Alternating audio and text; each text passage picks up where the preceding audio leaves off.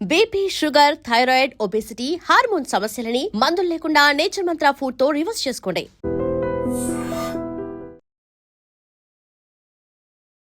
Two time MP అయినప్పటికీ కూడా నేను లీడర్ని కాదు, పొలిటీషియన్ కాదు అంటూ డైరెక్ట్గా చెప్పగలుగుతున్నటువంటి కొండా విశ్వేశ్వరరెడ్డి గారు మనతో పాటుగా ఉన్నారు. మీ నియోజకవర్గ ప్రజలు ఏమనుకుంటున్నారు? అది వెళ్ళి ఇప్పుడు చార్మినార్లో కలపాలి, లేకపోతే ఓల్డ్ సిటీలో మెర్జ్ అయిపోతుంది అంటే వాళ్ళ దగ్గర నుంచి ఇదంతా వాళ్ళ బాధలేండి, చెప్పినని వాళ్ళ బాధలేండి. మా పన్నులు ఖర్చు పెట్టేది వాళ్ళు. ఓవైసీని చూసి నేర్చుకోండి, ఓవైసీ చాలా గ్రేట్గా వర్క్ చేస్తున్నారు, ఆయన బెస్ట్ అనే మాటని మోదీయే అన్నారనేది విన్నాం మేము. 8 మంది ఉన్న ఎంపీలు, అక్కడ ఒక్క ఎంపీ ఆయన సోషల్ మీడియా మీ 8 కంటే ఎక్కువ ఉన్నది. వాస్తవంగా మా దగ్గర కొన్ని లోపాలు ఉన్నాయి. నేను రామచంద్రరావు గారితో డిస్కస్ చేసినాను, కరెక్ట్ చేసుకోవాలి. ముఖ్యంగా ఏంటంటే నేను ఈ మధ్యన మాట్లాడినటువంటి బీఆర్ఎస్ ఎంపీ రఘునందన్ కూడా ఒక మాట అన్నారు, ఇప్పుడు కూడా ఈ ప్రభుత్వం కూడా నా ఫోన్లో ట్యాప్ చేస్తుంది అనేది. అప్పుడు లార్జ్ స్కేల్ చేసి పట్టుబడ్డారు. ఇప్పుడు హార్డ్ డిస్క్ ఆయన పోయి అమెరికా అయింది, పారిపోవాల్సి వచ్చింది ప్రభాకర్ రావు. సో నిజంగా కథమైపోయిందా? మేము మళ్ళీ రెజ్యూనేట్ అవుతున్నాము, మేము ఎక్స్పాండ్ అవుతున్నాము, మాకు మద్దతు అనేది వస్తుంది, పాజిటివ్ సైడ్ అనేది ప్రజల నుంచి మాకు వినిపిస్తుంది అనేది. మేము ఎట్టి పరిస్థితుల్లో బీజేపీతో ఖర్చు పెట్టుకుంటున్నాము అని మందని కాపాడుకుంటేందుకు ఆయన చెప్తున్నాడు. బీజేపీ ఆయన దగ్గర పోదు. కవిత జైలు వేసినాక 8 మంది ఎంపీలను గెలిచినాం. ఆయనకు ఆపర్చునిటీ లేకుండా అమెరికాలో ఎండు, ఇక్కడ పారాషూట్ అయిండు. కేకే మహేందర్ రెడ్డిని నిలగొట్టి డైరెక్ట్ 100 ఓట్లతో గెలిచింది. బట్ మీకు ఫుట్బాల్ అంటే ఇష్టం, ట్రెక్కింగ్ అంటే కూడా ఇష్టం. ట్రెక్కింగ్ వెరీ రీసెంట్గా నేను వీడియో చూసిన, సహ్యాద్రి హిల్స్కి చేవెళ్ళ నుంచి కొంతమందిని యూత్ని తీసుకొని ట్రైల్లో మీరు గ్రాండ్ క్యానియన్లో పోయినాను. కానీ ఇంత బ్యూటీ ఎక్కడ ఉండదు. యాక్చువల్లీ రామ్ చరణ్ సినిమాలో కూడా అక్కడనే పెట్టిండు, ఆ పాట ఉంది కదా, అక్కడనే పెట్టిండు. ఆ చికిరి చికిరి అనే పాట వచ్చింది వేరే చుట్టంతా సహ్యాద్రి. ఓ సహ్యాద్రి ఆ స్పాట్నే మీరు వెళ్ళండి, వెళ్తే బాగుండేది. మీరు రామ్ చరణ్కి చెప్పిండ్రా, డైరెక్టర్కి చెప్పిండ్రా? రామ్ చరణ్ గారు అడిగితే ఒకసారి నేను చెప్పినాను.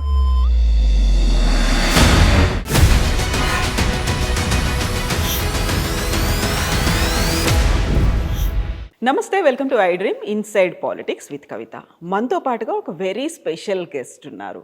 తను హైలీ ఎడ్యుకేటెడ్, పారిశ్రామికవేత్త, బట్ సాఫ్ట్ స్పోకెన్గా ఉండేటువంటి ఎంపీ. టూ టైమ్ ఎంపీ అయినప్పటికీ కూడా నేను లీడర్ని కాదు, పొలిటీషియన్ కాదు అంటూ డైరెక్ట్గా చెప్పగలుగుతున్నటువంటి కొండా విశ్వేశ్వరరెడ్డి గారు మనతో పాటుగా ఉన్నారు. హలో అండి, నమస్తే. నమస్తే కవిత గారు, ఎలా ఉన్నారు మీరు? ఐఎమ్ ఫైన్ అండి, మంచిగా ఉన్నాను. చేవెళ్ళ ఎట్లుంది?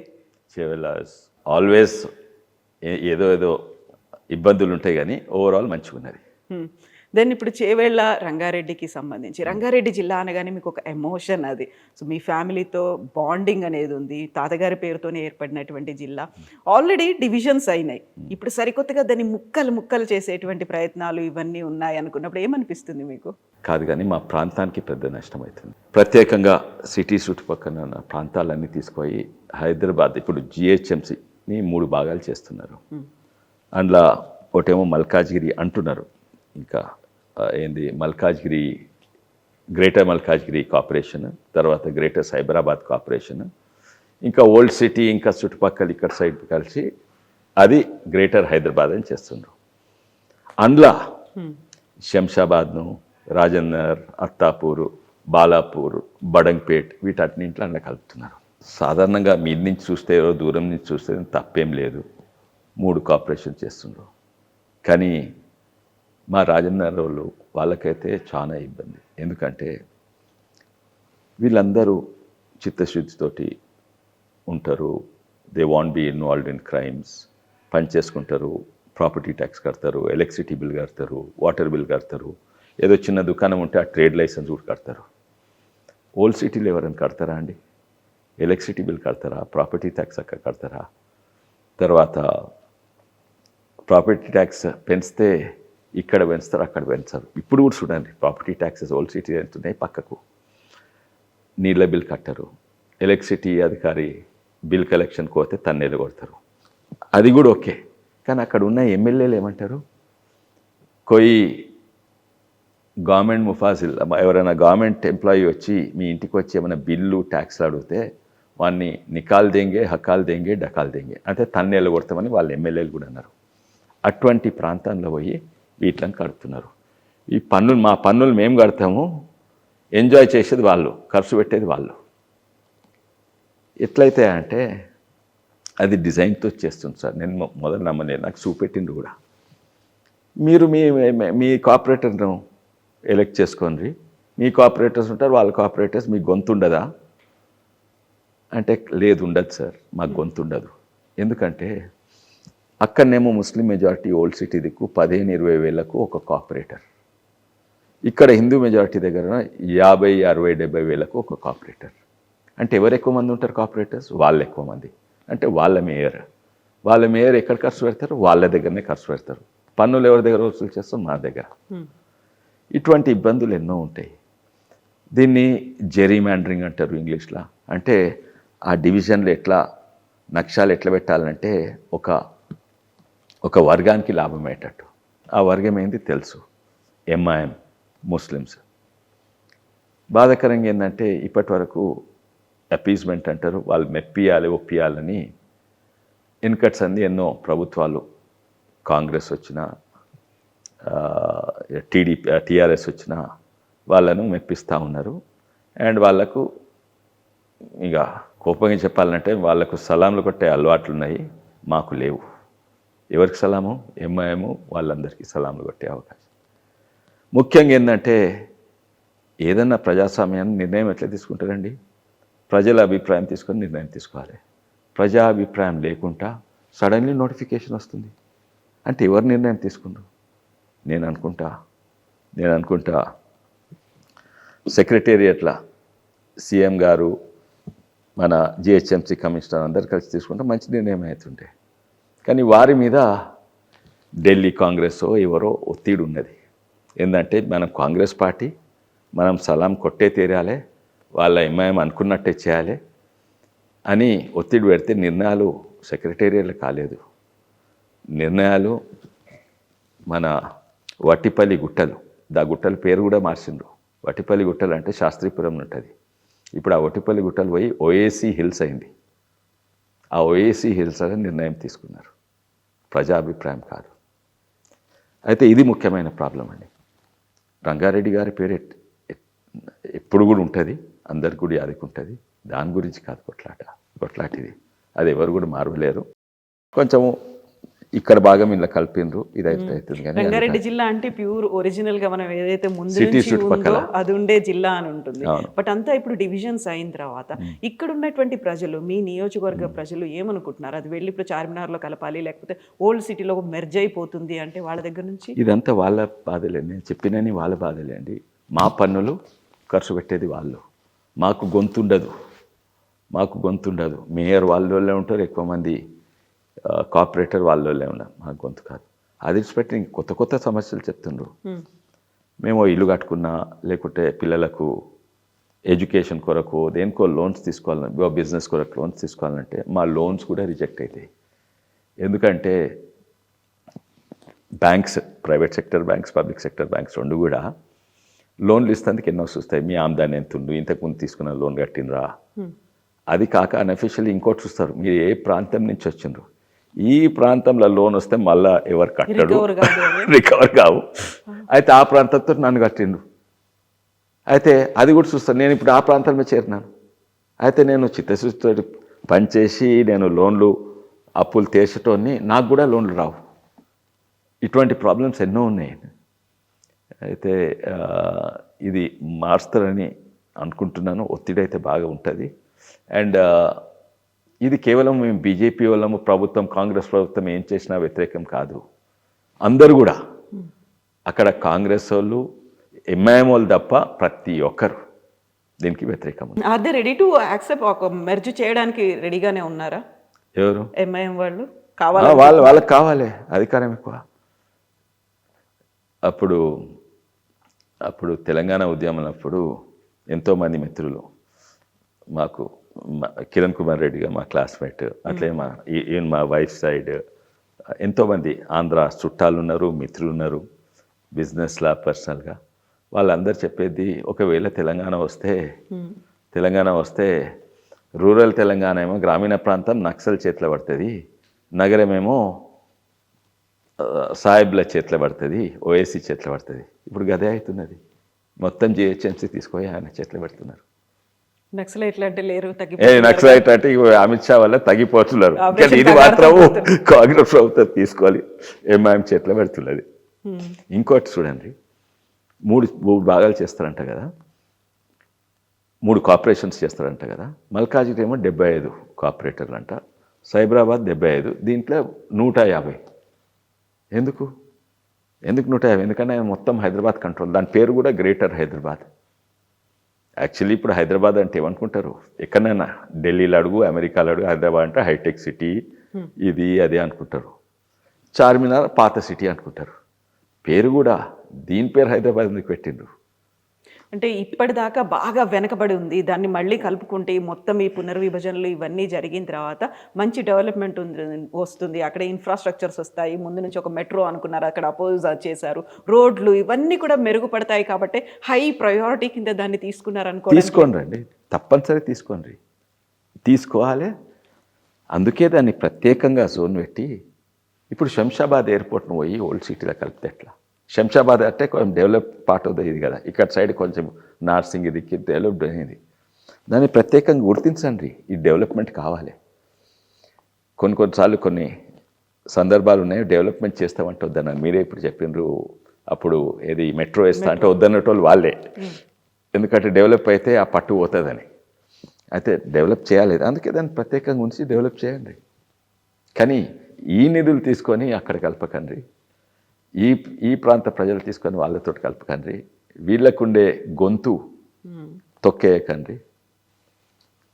ఇప్పుడు ఓవైసీ ఎంఐఎం అక్కడ ఏం చేసినప్పటికి కూడా ప్రధానమంత్రి నరేంద్ర మోదీ మా దృష్టిలో మాత్రం ఓవైసీ చాలా ప్రామినెంట్గా వర్క్ చేస్తున్నారు.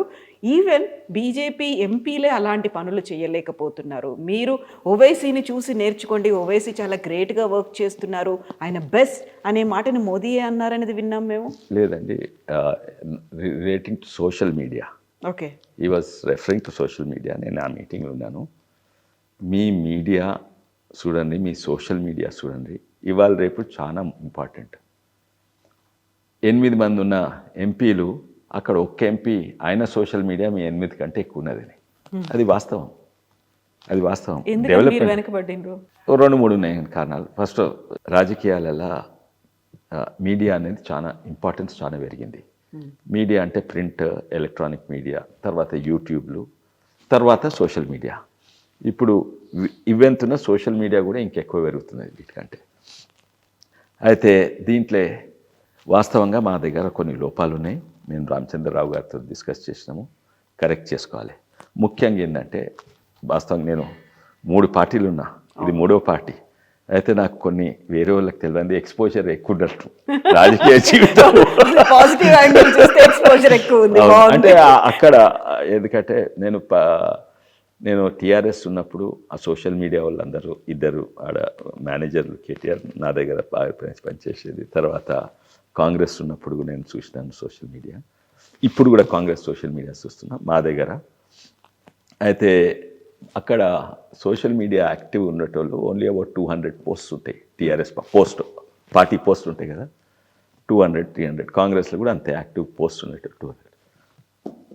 బీజేపీ దగ్గర 37,000 సోషల్ మీడియా పోస్ట్స్ ఉంటాయి. అంటే బూత్కి ఒక సోషల్ మీడియా కన్వీనర్ ఉంటాడు.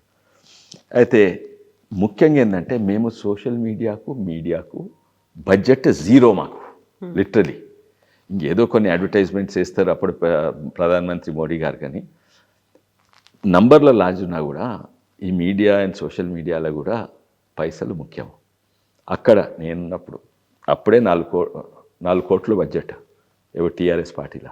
ఇప్పుడు తర్వాత పీక్ పవర్లు ఉన్నప్పుడు వాళ్ళు దాదాపు 70-80-100 కోట్లు ఉండేది. ఏది ఈ యూట్యూబ్లకు. నన్ను not talking about paper advertisement government ఇచ్చేది కాదు, పార్టీ ఇచ్చేటి. మా దగ్గర 1 కోటి రూపాయలు కూడా చక్కగా బడ్జెట్ ఉండదు. అది మంచిదే. ప్రధానమంత్రి మోడీ గారు కూడా మీరు ఆర్గానిక్లీ చేయాలి కానీ, ఎందుకంటే మీరు నంబర్స్ ఉన్నారు. అండ్ అన్ఫార్చునేట్లీ ఇవాళ రేపు మీడియాకే పైసలు కాదు, సోషల్ మీడియాలో కూడా పైసలు అవసరం. కన్సల్టెంట్స్ ఉంటారు. నాకు నాకు ₹1,00,000 ఓ గంప నిండా లైక్స్ ఇస్తా, లేకుంటే నేను రీట్వీట్లు చేస్తాను. తర్వాత సోషల్ మీడియా ఫేస్బుక్ ట్విట్టర్లలో కూడా పైసలు పెడితే బూస్ట్ ఇవన్నీ అవుతాయి. మా వాళ్ళు ఎవరైనా చేస్తారా? నేను చేస్తానా? నేను ఎప్పుడైనా బూస్ట్ చూసిందా? అది చేయరు. వాళ్ళే ఉంటాయి. వాళ్ళే ఎట్లుంటాయంటే, ఇంకోటి అప్పుడు పట్టుబడితే ఏం చేసిందంటే, నేను ట్వీట్ చేసినా, నేను పోస్ట్ చేసినా కూడా నేను బూస్ట్ చేయను. నా చుట్టుపక్క ఓ 1000 ఎంప్లాయీ ఉంటారు, వాళ్ళు దాన్ని బూస్ట్ చేస్తారు. ట్వీట్ చేస్తారు, లైక్ చేస్తారు, పైసలు ఇచ్చి బూస్ట్ చేస్తారు. అయితే అటువంటి మా స్ట్రాటజీస్ మా దగ్గర లేవు. నేను అది ఉండాలని చెప్తలేను. అండ్ మోడీ గారైనా రామచంద్రరావు గారైనా దీనికి వ్యతిరేకం. ఆర్గానిక్లీ గ్రో కావాలని, ఆర్గానిక్ గ్రో అయితే టైం పడుతుంది. ఇప్పుడు రీఆర్గనైజ్ అవుతున్నాము, స్ట్రాంగ్ అవుతాం. ఓకే. అయితే ఇప్పుడు మనం కేటీఆర్ బీఆర్ఎస్ గురించి మాట్లాడుకున్నప్పుడు, ఓడిపోవడానికి రీజన్స్ కేటీఆర్ చెప్తున్నప్పుడు, మేము 33 జిల్లాల్లో 33 మెడికల్ కాలేజీలు తెచ్చినాం, దాని బదులు 33 యూట్యూబ్ ఛానళ్ళు పెట్టుకుంటే మేము గెలిచేవాళ్ళము అనేది. మీరేమో ఇప్పుడు 100 కోట్లు పెడుతున్నారు అన్నప్పుడు ఏమంటుందండి? ఐ నో పేర్లు యూట్యూబ్ ఛానల్ పేర్లు చెప్తాను. దటాయించి బిడ్డ నేను జైలు వేస్తా, నాకు ఇచ్చే యూట్యూబ్ ఛానళ్ళు వాళ్ళు ఏడుస్తుంటే వాళ్ళ నోట్లో చాక్లెట్ పెట్టినట్టు 10 లక్షలు ఇచ్చిండ్రు. ఇటువంటి 60 యూట్యూబ్ ఛానల్ కొన్నాడు. 2 కొనమ్మను అంటే జైలు వేసిండ్రు. మీరు తెలుసు, మన తీన్మాన్ వల్లనైనా లేకుంటే రఘు అయినా, ఇది మన తొలి వెలుగు రఘు, ఎంతోమంది ఉన్న జైలు వేసిండు, హింసించిండు. అయితే హింసించిండు, బ్లాక్మెయిల్ చేసి అధికారం వాడి గుంజుకున్నాడు ఛానల్. అయితే ఇవి వాస్తవం కాదా? ఇప్పుడు ఆయన మాట్లాడతాడు. ఇప్పుడు ఇన్నిట్లలో కూడా అందులో సోషల్ మీడియా వేదికగా ఏం జరుగుతున్నాయనే దాంతో పాటుగా ప్రభుత్వ పాలనకి సంబంధించి ఫోన్ ట్యాపింగ్ అనే ఇష్యూ అనేది చాలా పెద్ద ఎత్తున జరుగుతుంది అనేది. నేను ఈ మధ్యన మాట్లాడినటువంటి బీఆర్ఎస్ ఎంపీ రఘునందన్ కూడా ఒక మాట అన్నారు, ఇప్పుడు కూడా ఈ ప్రభుత్వం కూడా నా ఫోన్లు ట్యాప్ చేస్తుంది అనేది. So ex minister Niranjan Reddy గారు కూడా అన్నది, ఈ ప్రభుత్వం కూడా ఫోన్ ట్యాప్ చేస్తుంది. యాక్చువల్గా ఆ బీఆర్ఎస్ గవర్నమెంట్ చేసింది ఫోన్ ట్యాపింగ్ అనేది, ఇప్పటికీ అది రన్ అవుతోంది. సిట్ దగ్గరికి వెళ్తున్నారు, నోటీసులు ఇవన్నీ ఉన్నాయి. ఈ ప్రభుత్వం కూడా అదే చేస్తుందా? ఈ నెవర్ ఎండింగ్ ఎపిసోడ్ లాగా ఫోన్ ట్యాపింగ్ అనేది రన్ అవుతూనే ఉంటుందా? కొంచెం ఉంటుండొచ్చు అండి. నాకు అప్పుడు ఉన్నట్టు అనిపిస్తలేదు. అప్పుడు నేను I'm a victim, I also have proofs and all that. అప్పుడు లార్జ్ స్కేల్లో చేసిండ్రు, పట్టుబడ్డారు. ఇప్పుడు ఆ హార్డ్ డిస్క్లో ఆయన పోయి అమెరికా ఎందుకు పారిపోవలసి వచ్చింది ప్రభాకర్ రావు? తర్వాత హార్డ్ డిస్క్లు మూసినదిలో ఎందుకు వేయవలసి వచ్చింది? అది clear admission. Phone tapping large scale అయింది. లార్జ్ స్కేల్ అంటే హ్యూజ్. లార్జ్ స్కేల్లో కాకుండొచ్చు, అయితే అవుతుండొచ్చు, నాకు తెలియదు. ఈ ప్రభుత్వంలో అయితే అవుతుండొచ్చు, రఘునందరావు గారికి తెలిసిండొచ్చు, కానీ నాకైతే ఎక్స్పీరియన్స్ లేదు, ఇన్నట్టు కూడా తెలియదు.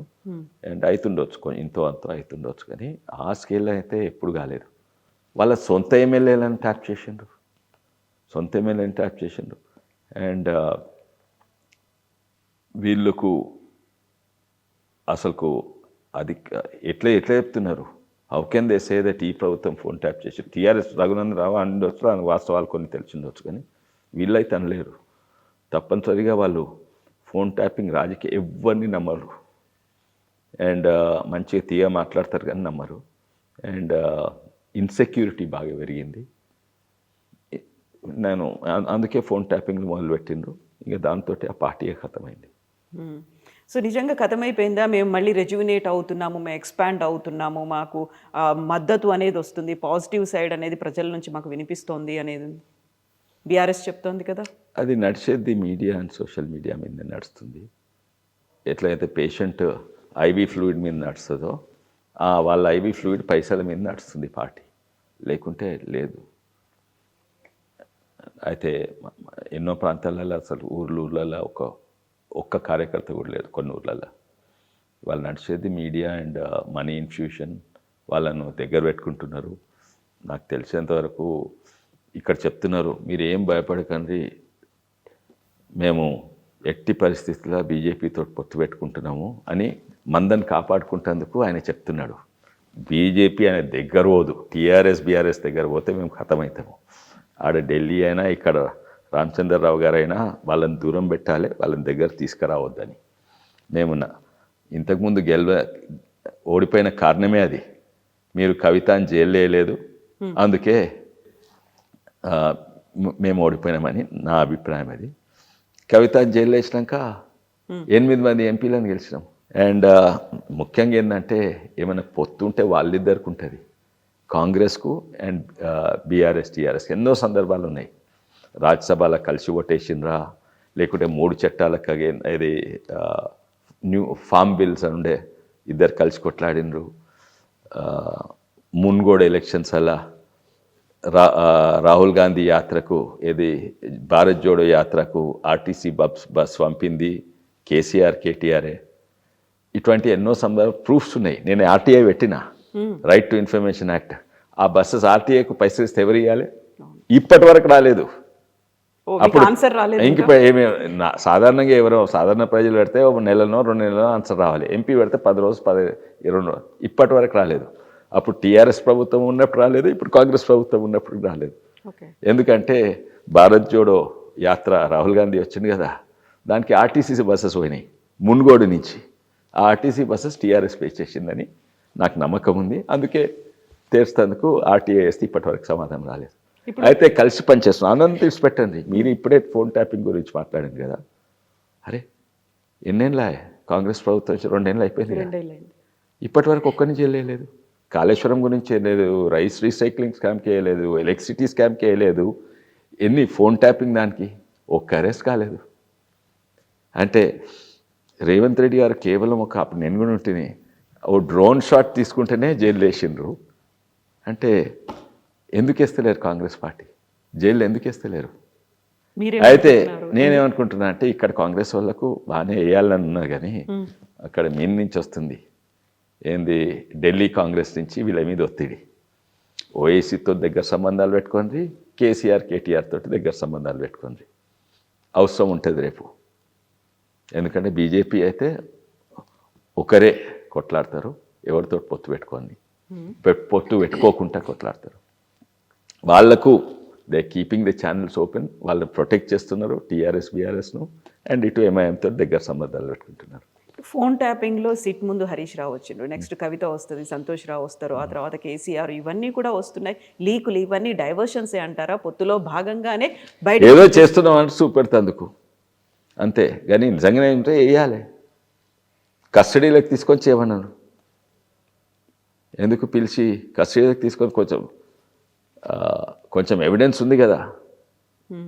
ఇప్పుడు కవిత ఒక మాట అంటుంది, గుంట నక్క గుంపు మేస్త్రి అంటే అటు హరీష్ రావు ఇటు రేవంత్ రెడ్డి కలిసి ఆడుతున్న ఒక నాటకం డైవర్షన్స్ అనేది. కవిత చాలా వరకు బీఆర్ఎస్ పార్టీ నుంచి బయటకు వచ్చిన తర్వాత విపరీతమైనటువంటి ఆరోపణలు చేస్తున్నారు, విమర్శలు డైరెక్ట్గా కుటుంబ సభ్యుల మీదే చేసినవని. అవన్నీ నిజమే అంటారా మీరు? కొన్ని అయితే నిజము, అన్నీ నిజం అని చెప్పలేను. రేవంత్ రెడ్డికి హరీష్ మధ్యలో ఏమన్నా ఉంటాయంటే, హరీష్ రావు గారు అందరితో మంచి సంబంధాలు పెట్టుకుంటారు, రాజకీయ నాయకులే ఉండాలి, కానీ మ్యాచ్ ఫిక్సింగ్ డీల్స్ చేయవద్దు. అయితే కార్డియల్ రిలేషన్షిప్ అందరితో మంచిగా మాట్లాడాలి, ఉండాలి, అంతవరకు మాత్రమే. నేను నమ్మను ఏంటంటే హరీష్ రావుకు రేవంత్ రెడ్డికి ఏదో పొత్తున్నది అని నమ్మను.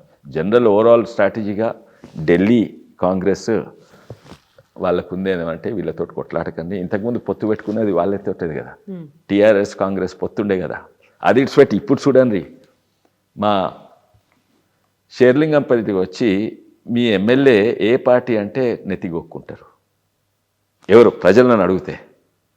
మా రాజనగర్కి వచ్చి మీ ఎమ్మెల్యే ఏ పార్టీ అంటే ఆ కాంగ్రెస్ పార్టీ వాళ్ళకి తెలియదు మా ఎమ్మెల్యే పార్టీ, ఆ టీఆర్ఎస్ వాళ్ళకి తెలియదు మా ఎమ్మెల్యే పార్టీ. పొత్తులు వాళ్ళ మధ్యలో ఉంటాయి, మాతో ఉన్నాయి. అండ్ అది కార్డియల్ రిలేషన్షిప్ మెయింటైన్ చేస్తుండొచ్చు. నేను కూడా రేవంత్ రెడ్డి గారిని కలిసినాను, దానివల్ల ఏమన్నా నేను బీజేపీకి కాంగ్రెస్కి ఏమైనా పొత్తుందా? అట్లేం లేదు. ఇప్పుడు మీరు ఒక మాట అన్నారు, కవితను జైల్లో వేసిన తర్వాత 8 మంది ఎంపీలు మేము గెలుచుకున్నాం అనేది. అది నిజంగా ప్రజలు నమ్మారా? కవిత తప్పు చేసింది, లేకుంటే బీజేపీ కరెక్ట్ చేసింది, బీజేపీతోనే మనం వెళ్ళాలి అనేటువంటి భావన ఇప్పటికీ ఉందంటారా? డెఫినెట్ అండి, డెఫినెట్. నంబర్ 1 ఇంకా నంబర్ 1 ఇప్పుడు పెరిగింది. ఎందుకంటే ఓ నేషనలిజం అని, జాతీయవాదం అనేది పెరిగింది. ఇప్పుడు ప్రపంచం అంటే అయోమయం అవుతుంటే, ప్రపంచం మొత్తం అయోమయం అవుతుంటే, ఆపరేషన్ సింధూర్ తర్వాత ఒకడు నేషన్ ఫస్ట్ అని ముందరకు పోయేటోడు మోడీ అనేది ప్రజలలో వచ్చింది. మేము రీఆర్గనైజ్ చేసుకొని గట్టిగా పోరాడాలి. అండ్ సోషల్ మీడియాలో మా దగ్గర లోపం ఉందని మేమే అడ్మిట్ చేస్తున్నాం, దాన్ని సరిదిద్దుకుంటాము. అండ్ మీడియాస్ చాలా మంది అండి, మీడియానే we are not able to manage వాళ్ళు. ఎందుకంటే ఒక్క నిమిషం, పెద్దగా ఐ థింక్ ఇక్కడనే కలిసినాము. తర్వాత మేము ఎంతోమందిని కలుస్తుంటాము. నేను రఘునందన్ రావు గారు, ఈటల రాజేందర్ గారు, కొంతమంది ఎంపీలను కలిసినాము. ఎంపీలు అంటే 8 మంది, అందులో 2 మంత్రులు. అవును. అయితే మంత్రులకు చాలా బాధ్యతలు ఇస్తారు, ఎంత బిజీ షెడ్యూల్ వస్తాయి. అయితే మేము 6 కలిసినాము. మిగతా 2 ఎక్కడ పోయినరు? మిగతా ఇది ఒక గ్రూప్ పాలిటిక్స్ అవుతుంది. ఐక్యత లేదు బీజేపీలో. ఫుల్ ప్రెస్లల్లో, మీడియాలలో, అన్ని మీడియాలలో వస్తుంది. ఐక్యత ఎక్కడ నన్ను ఉంటే మా దగ్గర ఉందండి. మీరు కాంగ్రెస్ పార్టీలు చూసుకోండి, ఎన్ని గ్రూప్స్ ఉన్నాయి అక్కడ. అది పెట్టండి, టీఆర్ఎస్ చూడండి, ఫ్యామిలీలోనే విడిపోతుంటే ఐక్యత అక్కడ లేదు, కాంగ్రెస్ పార్టీ లేదు. ఉంటే మా దగ్గర ఉన్నది. కానీ మీడియా ఎగ్జాక్ట్ ఆపోజిట్ చూపెడుతున్నది. ఎందుకంటే మా మీడియా మేనేజ్మెంట్, మా ప్రచారం మంచిగా లేదు, మా మీడియా మేనేజ్మెంట్ మంచిగా లేదు, మా సోషల్ మీడియా ఇంకా చాలా ప్రోగ్రెస్ కావాలి. ఎగ్జాక్ట్లీ ఉల్టా ఐక్యత ఉన్నది. ఇప్పుడు నిన్ననే మేము రాజేంద్ర నగర్లో అత్తాపూర్లో అంటే అత్తాపూర్ అంటే కార్నర్, అటు సైడ్ శాస్త్రీపురం ఇవంటుంటే 100% ముస్లిం, అంటే 99% ముస్లిం బస్తీలు ఇటు సైడ్ మిక్స్డ్ ఉంటారు. అక్కడ నేను 3 సార్లు ఎలక్షన్ పోరాడిన ఎంపీ కొరకు. ప్రతిసారి నేను రాజేంద్రలో టీఆర్ఎస్ కొట్లాడినప్పుడు నాకు ఆల్మోస్ట్ 60,000 40,000 మైనస్ వచ్చినాయి. ఓకే. అత్తాపూర్లో అసలే మైనస్ వచ్చినాయి, అత్తాపూర్లో కూడా మైనస్ వచ్చినాయి. కాంగ్రెస్ ఉన్నప్పుడు అంతే. ఇప్పుడు బీజేపీలో కొట్లాడినప్పుడు అత్తాపూర్లో భారీ మెజారిటీ వచ్చింది, అండ్ రాజేంద్రలో అసెంబ్లీలో భారీ మెజారిటీ వచ్చింది. ఎందుకు? నా ఇమేజ్ అక్కడ పెరిగిందా? కాదు. అక్కడ కార్యకర్తలు కొంతమంది నా చుట్టూండి నాకు చెప్పి పనిచేసినారు. ఎంతోమంది, వేలాది మంది కార్యకర్తలు, నేను వాళ్ళని కలవని కూడా కలవలేదు, వాళ్ళు సొంతంగా నన్ను కలవకుండా, నాకు చెప్పకుండా నా కొరకు పనిచేసిండ్రు. అక్కడ బీజేపీ అని అక్కడ రాజేంద్రలో బీజేపీ గెలిచిందంటే ఐక్యత వల్లనే. ఎంపీ ఎలక్షన్స్ అప్పుడు నా పెద్ద ఇన్ఫ్లుయెన్స్ ఏం లేకుండే. బట్ బీజేపీ అంటే తెలంగాణ బీజేపీలో గ్రూప్స్ అనేవి ఎక్కువ ఉన్నాయి. ఎవరి దారి వాళ్ళు చూసుకుంటున్నారు, అసలు పట్టించుకోవట్లేదు, పార్టీ గురించి ఆలోచించట్లేదు. కేంద్రం ఉత్తరాది రాష్ట్రాల మీదో లేకుంటే మిగతా రాష్ట్రాల మీద పెట్టిన ఫోకస్ తెలంగాణ మీద పెట్టట్లేదు. బీజేపీకి ఇది ఒక పెద్ద లోపం అనేది కనిపిస్తుంది. అందులోనూ వెరీ రీసెంట్గా ఈటెల రాజేందర్, బండి సంజయ్ మధ్య జరిగినటువంటి ఆ క్లాషెస్ కావచ్చు, విపరీతమైనటువంటి గొడవలు, రామచంద్రరావు వీళ్ళని ప్రాపర్గా ట్యాకిల్ చేయలేకపోతున్నాడు. వీటన్నిటిని మీరెట్లా చూస్తారు? నేను అదే అన్నాను, ప్రతి పార్టీలో కొన్ని భేదాలు ఉంటాయి. అండ్ నా పర్సనల్ ఒపీనియన్ అంటే భేదాలు ఉండాలి.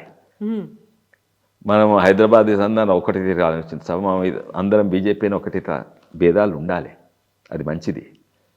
ప్రజాస్వామ్యంలో బయట రాజకీయాలు ఉండాలి, విత్ ఇన్ ద పార్టీ కూడా అందరికీ అభిప్రాయాలు ఉండాలి. కానీ ఆ భేదాల వల్ల పార్టీకి నష్టం కావద్దు. కొన్ని సందర్భాల్లో అవుతుంది. ఆ భేదాలు అన్నిట్లో తక్కువ మా దగ్గర ఉంటాయి. ఇంకోటి, భేదాలు ఎన్నో తీర్ల భేదాలు ఉంటాయి. ఒకటేమో సిద్ధాంతపరంగా భేదాలు ఉంటాయి, అవి ఇక్కడ తక్కువ బీజేపీలో. కొన్నేమో రైవలరీస్ ఉంటాయి, అంటే నాకు టికెట్ కావాలి, నీకు టికెట్ కావాలి, అది రైవలరీ అది మంచిది కూడా. అరే నాకే టికెట్ వస్తుందని అనుకుంటే నేను పనే చేయను. హెల్దీ కాంపిటీషన్ ఉంటుంది. అయితే హెల్దీ కాంపిటీషన్ ఉంటే హెల్దీ పెట్టుకోవాలి, భేదాలు ఉండాలి, అది భేదాలు హెల్దీగా ఉండాలి, కాంపిటీషన్ ఉండాలి, కాంపిటీషన్ హెల్దీగా ఉండాలి. కొన్ని సందర్భాలలో ఆ లైన్ దాటుతుండొచ్చు కొంతమంది, కానీ లైన్ దాటేది పెద్ద నాయకులు కాదు, చుట్టుపక్కల ఉన్న వాళ్ళను. ఓల్డ్ సిటీలో చీలుడే అంటే బైసుడే అన్నట్టు ఏదో చిన్నదాన్ని పెద్దగా చేసి చూపెడతారు. అండ్ ముఖ్యంగా నేను అన్నట్టు మీడియానే మా మీద ఫోకస్ చేస్తుంది, మా దగ్గర ఐక్యత లేనట్టు ఫోకస్ చేస్తుంది. ఐక్యత లేనిది ఆ కుటుంబంలోనే ఐక్యత లేదు. టీఆర్ఎస్ బీఆర్ఎస్లా ఇక్కడ కోమటిరెడ్డి రాజగోపాల్ రెడ్డి గారు, తర్వాత ఇండివిజువల్లీ అటు ఉత్తమ్ కుమార్ రెడ్డి గారు, ఇటు బట్టి విక్రమార్క గారు, ఇటు పొంగులేటి శ్రీనివాస్ రెడ్డి గారు, ఇటు ముఖ్యమంత్రి గారు, వాళ్ళ దగ్గర భేదాలు లేవా అండి? 100% ఉన్నాయి, మాకంటే ఎక్కువ ఉన్నాయి. ఆ భేదాలే ఈ మధ్యన కనిపించినాయా? కనబడుతున్నాయి, వెనకట్స్ అని కనబడుతున్నాయి, ఇప్పుడు కూడా కనబడుతున్నాయి. ఆ భేదాలే ఈ మీడియా ఇప్పుడు హైలైట్ చేస్తుంది. అందుకే ఇప్పుడు మీడియా పాత్ర చాలా ముఖ్యమండి. వెనకటి రాజకీయాలు తీర కాదు. సాధారణ ప్రజలు వాళ్ళకి ఎట్లా తెలుస్తుంది? నేనైతే రాజకీయాల్లో ఉన్నా, నాకు తెలుసు ఈ నాయకుడు ఆ నాయకుడు అదే భేదాలు. సాధారణ ప్రజలు టీవీయో యూట్యూబ్ దాని మీద వస్తుంది. సో భేదాలు ఎప్పుడు కూడా ఉండే. వెనకట హైలైట్ చేసింది, మధ్యలో హైలైట్ చేయలేదు, మళ్ళీ ఇప్పుడు హైలైట్ చేస్తుంది కాంగ్రెస్ పార్టీ భేదాలు మీడియా. కాకపోతే అవి ఎవిడెంట్ గా కనిపిస్తున్నాయి కదా, వాడు డైరెక్ట్ గా మీడియా ముందు డైరెక్ట్ ఎన్నో ఉండండి. ఓన్లీ ఆ ఇష్యూ ఎందుకు తీసుకోవాలి, ఐఏఎస్ ఆఫీసర్ ఇష్యూ ఎందుకు తీసుకోవాలి? అటువంటివి హండ్రెడ్స్ ఉన్నాయి, ప్రతి నెల అవుతుంటాయి అటువంటివి. ఒక ఇష్యూని తీసుకొని హైలైట్ చేస్తారు, నెక్స్ట్ మంత్ ఇష్యూ వస్తూ ఉంటది. ఆ ఇష్యూని హైలైట్ చేయకుండొచ్చు, అయితే అంత మంచిగా ఉంది అనుకుండొచ్చు సాధారణ ప్రజలు. It is media modulated opinion. Media ఎట్లా తీసుకోతే ప్రజలు కూడా, అంటే సాధారణ ప్రజలు, రాజకీయాలు తెలియని ప్రజలు అట్లా. సో మీడియా పాత్ర చాలా ఇంపార్టెంట్ ఇప్పుడు. దీన్ని ప్రజలు ఏమనుకుంటూ ఉంటారు? ఏంది అది గ్రామీణ ప్రాంతాల్లో కొంచెం తక్కువ, ఎందుకంటే పొలిటికల్ అవేర్నెస్ ఎక్కువ ఉంటుంది. అండ్ సిటీలో కొంచెం ప్రజలు మీడియాను బట్టి పోతారు.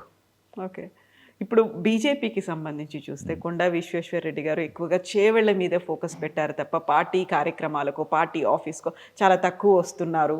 లేదండి, పార్టీలో కొన్ని చాలా ఇంపార్టెంట్ ఇష్యూస్ తీసుకుంటారు. ఉదాహరణగా సోషల్ మీడియా, నేను చెప్తున్నా, మనం సోషల్ మీడియా మంచి చేయాలి, నాకు ఆ బాధ్యత ఇవ్వండి. నేను బాధ్యత అంటే అఫీషియల్ పోస్ట్ ఏం అవసరం లేదు నాకు, ఇవన్నీ చెప్తుంటే వింటుంటారు. నేను పోతుంటాను, అందరిని కలుస్తుంటాను. అండ్ కానీ మీరు అన్నది కరెక్ట్. నేనేదో మొత్తం తెలంగాణ నాయకుడు, సౌత్ ఇండియా నాయకుని, బీజేపీ నాయకుడు, నేను చేవెళ్ళ ప్రాంత ప్రజాప్రతినిధిని. అండ్ అక్కడ రెగ్యులర్ పోతుంటాను నేను. అండ్ నేను తిరిగినంత చాలా తక్కువ మంది తిరుగుతాడు ఎంపీగా ఉండి. నేను ఎంపీగా ఫస్ట్ టైం ఎంపీ ఉన్నప్పుడు ప్రతి గ్రామానికి 3 సార్లు వెళ్ళినాను. ఎన్నో గ్రామాలకు నేను తప్ప వేరే ఎంపీ పోలేదు ఇప్పటి వరకు కూడా, స్వాతంత్రం వచ్చినట్టు ఇప్పటి వరకు. ఎన్నో గ్రామాలకు ఎంపీ ఎవరైనా వచ్చిందంటే ఓన్లీ కొండా విశ్వేశ్వరరెడ్డి వచ్చిండు, వేరే ఎంపీలు ఆ గ్రామాల్లో అడుగు కూడా పెట్టలేదు. అండ్ ఫస్ట్ కారణం అయితే ఒక గమ్మత్తైన కారణం, అప్పుడు నేను టీఆర్ఎస్ ఉన్నప్పుడు బాగా తిరిగేది. కొంతమంది రైవల్స్ ఉండేది టీఆర్ఎస్ పార్టీలో. ఆయన సిటీలు ఉంటాడా, ఐటీ చూసుకొని ఇక్కడ ఎందుకు, గ్రామాలకు ఎందుకు రావాలి? ప్రతి ఒక్కరు తిరిగితే సంతోషపడాలి, ఎంపీ తిరిగితే. వాళ్ళకి బాధ అవుతున్నది. అయితే వాళ్ళు ముఖ్యమంత్రి కొడుకు రామారావుకి చెప్పిండ్రు. రామారావు అన్నా నువ్వు ఇక్కడనే తిరిగన్నా, గ్రామీణ ప్రాంతాలకు తిరగొద్దని. అరే ఎందుకు తిరగొద్దా? లేదు వాళ్ళు ఫీల్ అవుతున్నారు అక్కడ లోకల్ లీడర్స్, ఎందుకంటే వాళ్ళ ప్రాముఖ్యత పోతుంది అని ఫీల్. అంటే ఏం ఫీల్ అవుతున్నా అంటే హ్యాపీగా ఫీల్ అవుతుండ్రా అన్నా, జోకింగ్ చేయకన్నా, ఇది పోడు. ఇంకా ప్రతిసారి నేను అక్కడ పోగానే అటు వికారాబాద్ తండ్రి ఫోన్ వస్తుంది, అన్న అక్కడ ఓకండ్రే. అయితే ఈవెన్ మీరు ఎంపీ అయినప్పుడు అక్కడ ఓకండి. అయితే ఒకసారి అట్లనే అందుకే నేను జోకింగ్ చేసాను. అంటే ఫీల్ అవుతారు, ఏం ఫీల్ అవుతారు, సంతోషం ఫీల్ అయితే పోవాలి కాదే, జోక్ చేయ. తర్వాత ఒకసారి ఫోన్ చేస్తే నాకు అక్కడ తాండూరు వికారాబాద్ మధ్యలో 5 acres. సరే అక్కడ పోను కానీ నా సొంత భూమికి అడుగు పెట్టొచ్చా అంటే నవ్వుతున్నారు. అయితే అప్పుడు అట్లా బాగా డిస్కరేజ్ చేసేది నేను గ్రామీణ ప్రాంతాలు తిరగొద్దని. ఎవరు, మాజీ సీఎం కేసీఆర్ కొడుకు. అయితే తెలివేలోడు కానీ రాజకీయ అవగాహన తక్కువ ఉన్నది ఆయనకు. అండ్ ఎందుకంటే రాజకీయాలు అంటే it's not a special science.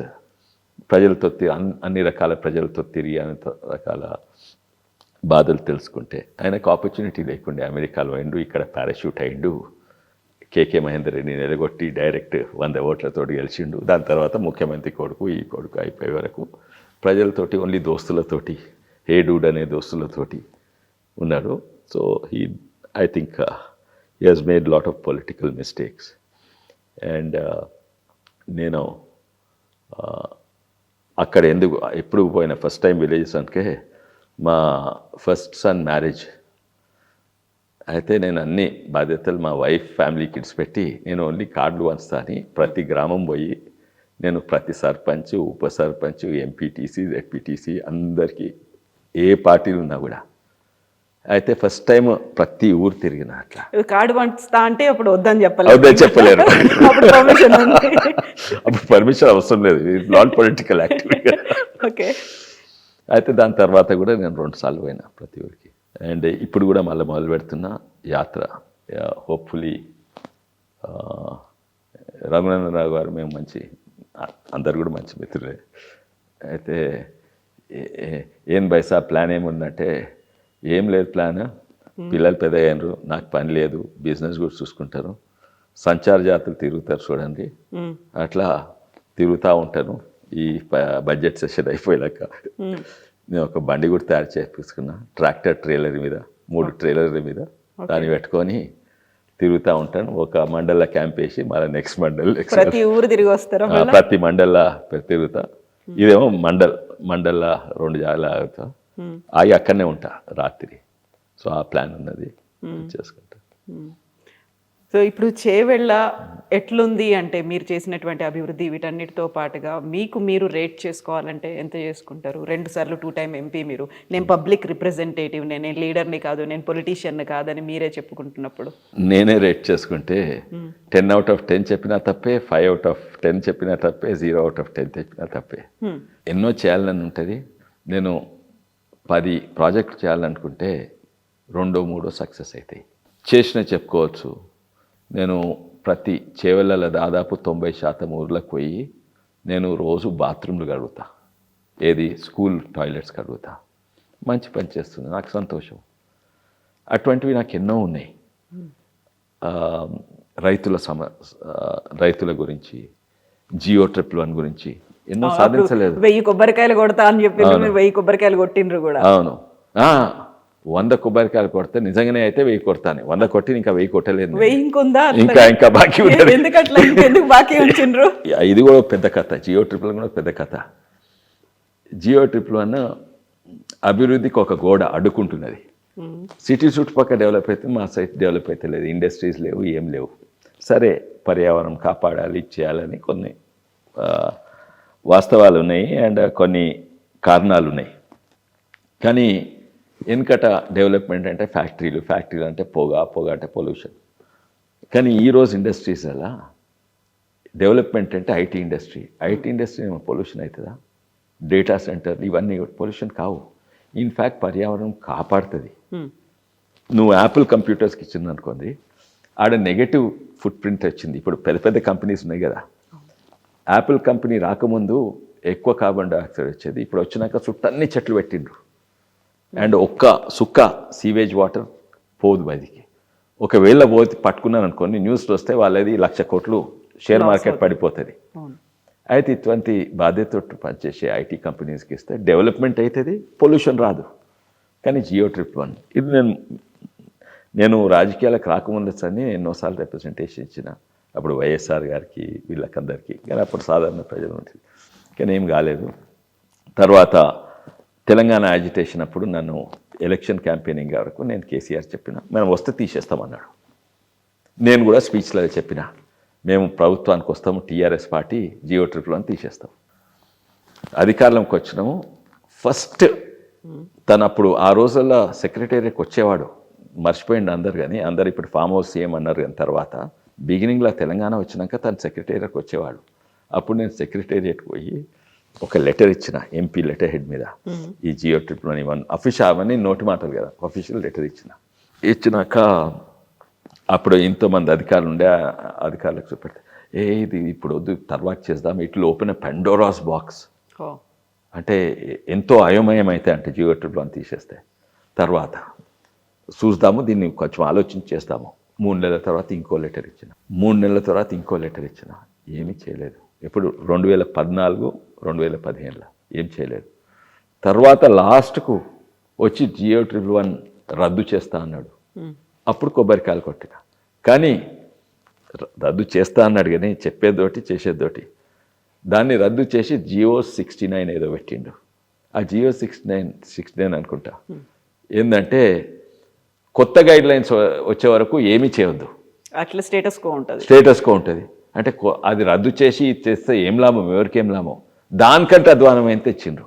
అందుకే ఈయన తెలిసి 100 కొబ్బరికాయలే కొట్టిన, ఇంకా 1000 బాకీ ఉన్నది. నిజంగానే జియో ట్రిప్లో ఇప్పుడు రేవంత్ రెడ్డి గారు కూడా చేస్తుండొచ్చు, కానీ తనకు ప్రయారిటీ ఆ 4th సిటీ అక్కడ దిక్కున్నది, 4th సిటీ ప్రయారిటీ.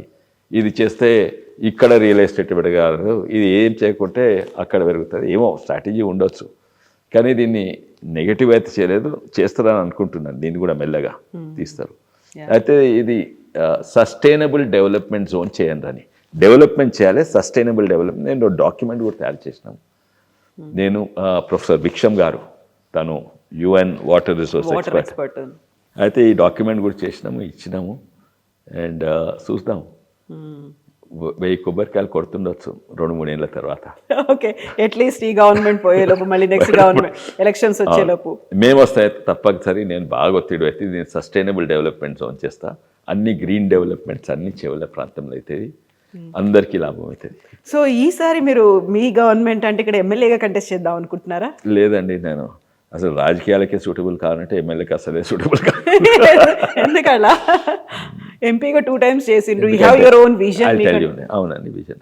ఎందుకంటే ఇది హిస్టారిక్ కారణాలు ఉన్నాయి. ప్రజలు ఎక్స్పెక్టేషన్స్, మన రాజకీయాలే వేరే. ఉదాహరణంగా ఇంతకుముందు లీడర్షిప్ గురించి మాట్లాడినాం కదా. ప్రజలు అనుకుంటారు, అండ్ ఎమ్మెల్యేలు ఎంపీలు కూడా అనుకుంటారు, నేను ఎమ్మెల్యే అయితే నేను లీడర్నని. ఏ దేశంలో అట్టుకోనరండి, ఏ దేశంలో అట్లా అనుకోనరు. అరే వాడు ప్రజాప్రతినిధి అంటే మా రిప్రజెంటేటివ్ నేను చెప్పింది వినాలి. ఇక్కడ ప్రజల తప్పు కొంచెం. అరే వాడు ఎమ్మెల్యే అంటే మా లీడర్ అంటారు. ఎమ్మెల్యే లీడర్ కాదయ్యా, లీడర్ అంటే నువ్వు అని వినాలి. ప్రజాప్రతినిధి ఆయన నిన్ను వినాలి. అది ఫండమెంటల్ రీజన్ ఇండియాలో తెలియదు. ఎమ్మెల్యేలు అంటే లీడర్లు అనుకుంటారు, ఎంపీలు అంటే లీడర్లు అనుకుంటారు. కాదు, ఎంపీ అయ్యే వరకు లీడర్ ఉంటుంటుంది, ఎంపీ కాగానే ఆయన ప్రజాప్రతినిధి. ఎమ్మెల్యే అయ్యే వరకు కానీ ఇది ఫండమెంటల్. ఇది దాని తర్వాత స్వాతంత్రం. నిన్ననే నేను ఈ పంచాయత్ మంచి ఇది ఉండే సర్పంచ్ల ట్రైనింగ్ ప్రోగ్రామ్కి పోయి వచ్చిన. ప్రభుత్వం పెట్టింది, తెలంగాణ ప్రభుత్వం. అక్కడ ఇదే మాట్లాడినాము. ఇగో ఆయన సైకిల్ ఆడ చాలా మంది ధనవంతులు కూడా సైకిళ్ళ మీద పోతారు, ఎన్వైరన్మెంట్ కొరకు, ఎక్సర్సైజ్ కొరకు. ఇగో ఆయన సైకిల్ పట్టుకొని కూరగాయలు కొంటుంది కోతుంది చూడు, గైనే మా ఎంపీ. ఇక్కడ ఎంపీ అంటారు 2-3 గన్మెన్లు, ఇది అది ఉండాలి. ఎందుకంటే ఆయన ప్రజాప్రతినిధి. ఇక్కడ మేము ఓ పెద్ద గన్మెన్లు, ఓ లీడర్ ఉండాలి. సో అది ప్రజల తప్పు కొంచెము, అండ్ మా రాజకీయ నాయకులు తప్పు. ఏం చేసిందంటే, నేను ఫస్ట్ టైం ఎంపీ అయినప్పుడు నాకు మధ్యరాత్రి ఫోన్ వచ్చింది. సార్ యాక్సిడెంట్ అయింది సార్, అంబులెన్స్ పిలిచినారు సార్. ఈ అంబులెన్స్ పిలిచినారంటే పిల్లలేదు, మీకే ఫస్ట్ ఫోన్ చేస్తున్నా, అది నాకు పెద్ద గౌరవం ఇచ్చింది. అరే యాక్సిడెంట్ అయితే అంబులెన్స్ పిలవాలరా, నన్ను కాదురా. అరే కరెంట్ పోయింది సార్, అరే ఈ ఫోన్ చేయను అంటే ఈ కాదు నీకే ఫోన్ చేసిన. మీ ప్రెజెన్స్ ప్రతిసారి ప్రతి చోట ఉండాలని ఒక ఫీల్. ఇది మా తప్పు, అంటే నా ప్రెడిసెసర్స్ తప్పు. అంతకుముందు వేరే దేశం మీద మేము పాలసీ చేస్తాము, బడ్జెట్లు చేస్తాము.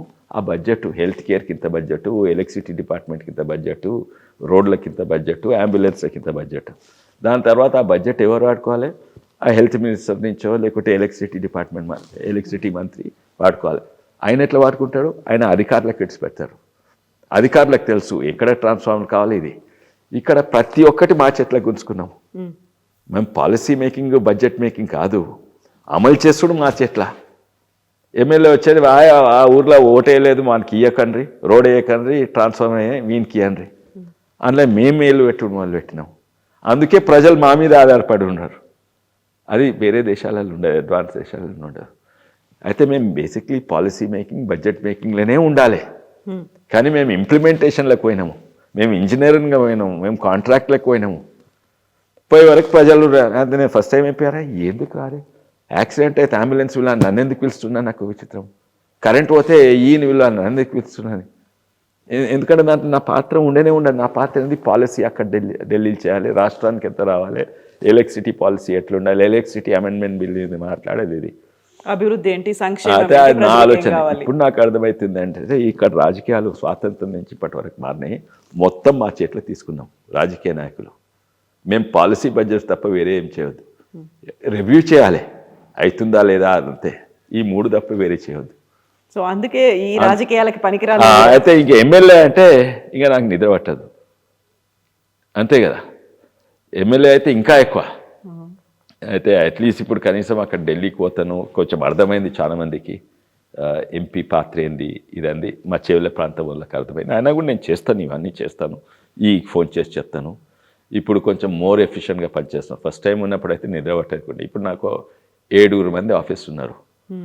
ఒకరు ఓన్లీ సెంట్రల్ గవర్నమెంట్ ఇష్యూస్ చూసుకుంటారు, ఓ రైల్వేస్ చూసుకుంటారు, ఒకరు స్టేట్ గవర్నమెంట్ ఇష్యూస్ చూస్తారు, తక్కిన ఇద్దరు ముగ్గురు రాజకీయ ఇష్యూస్ చూస్తారు.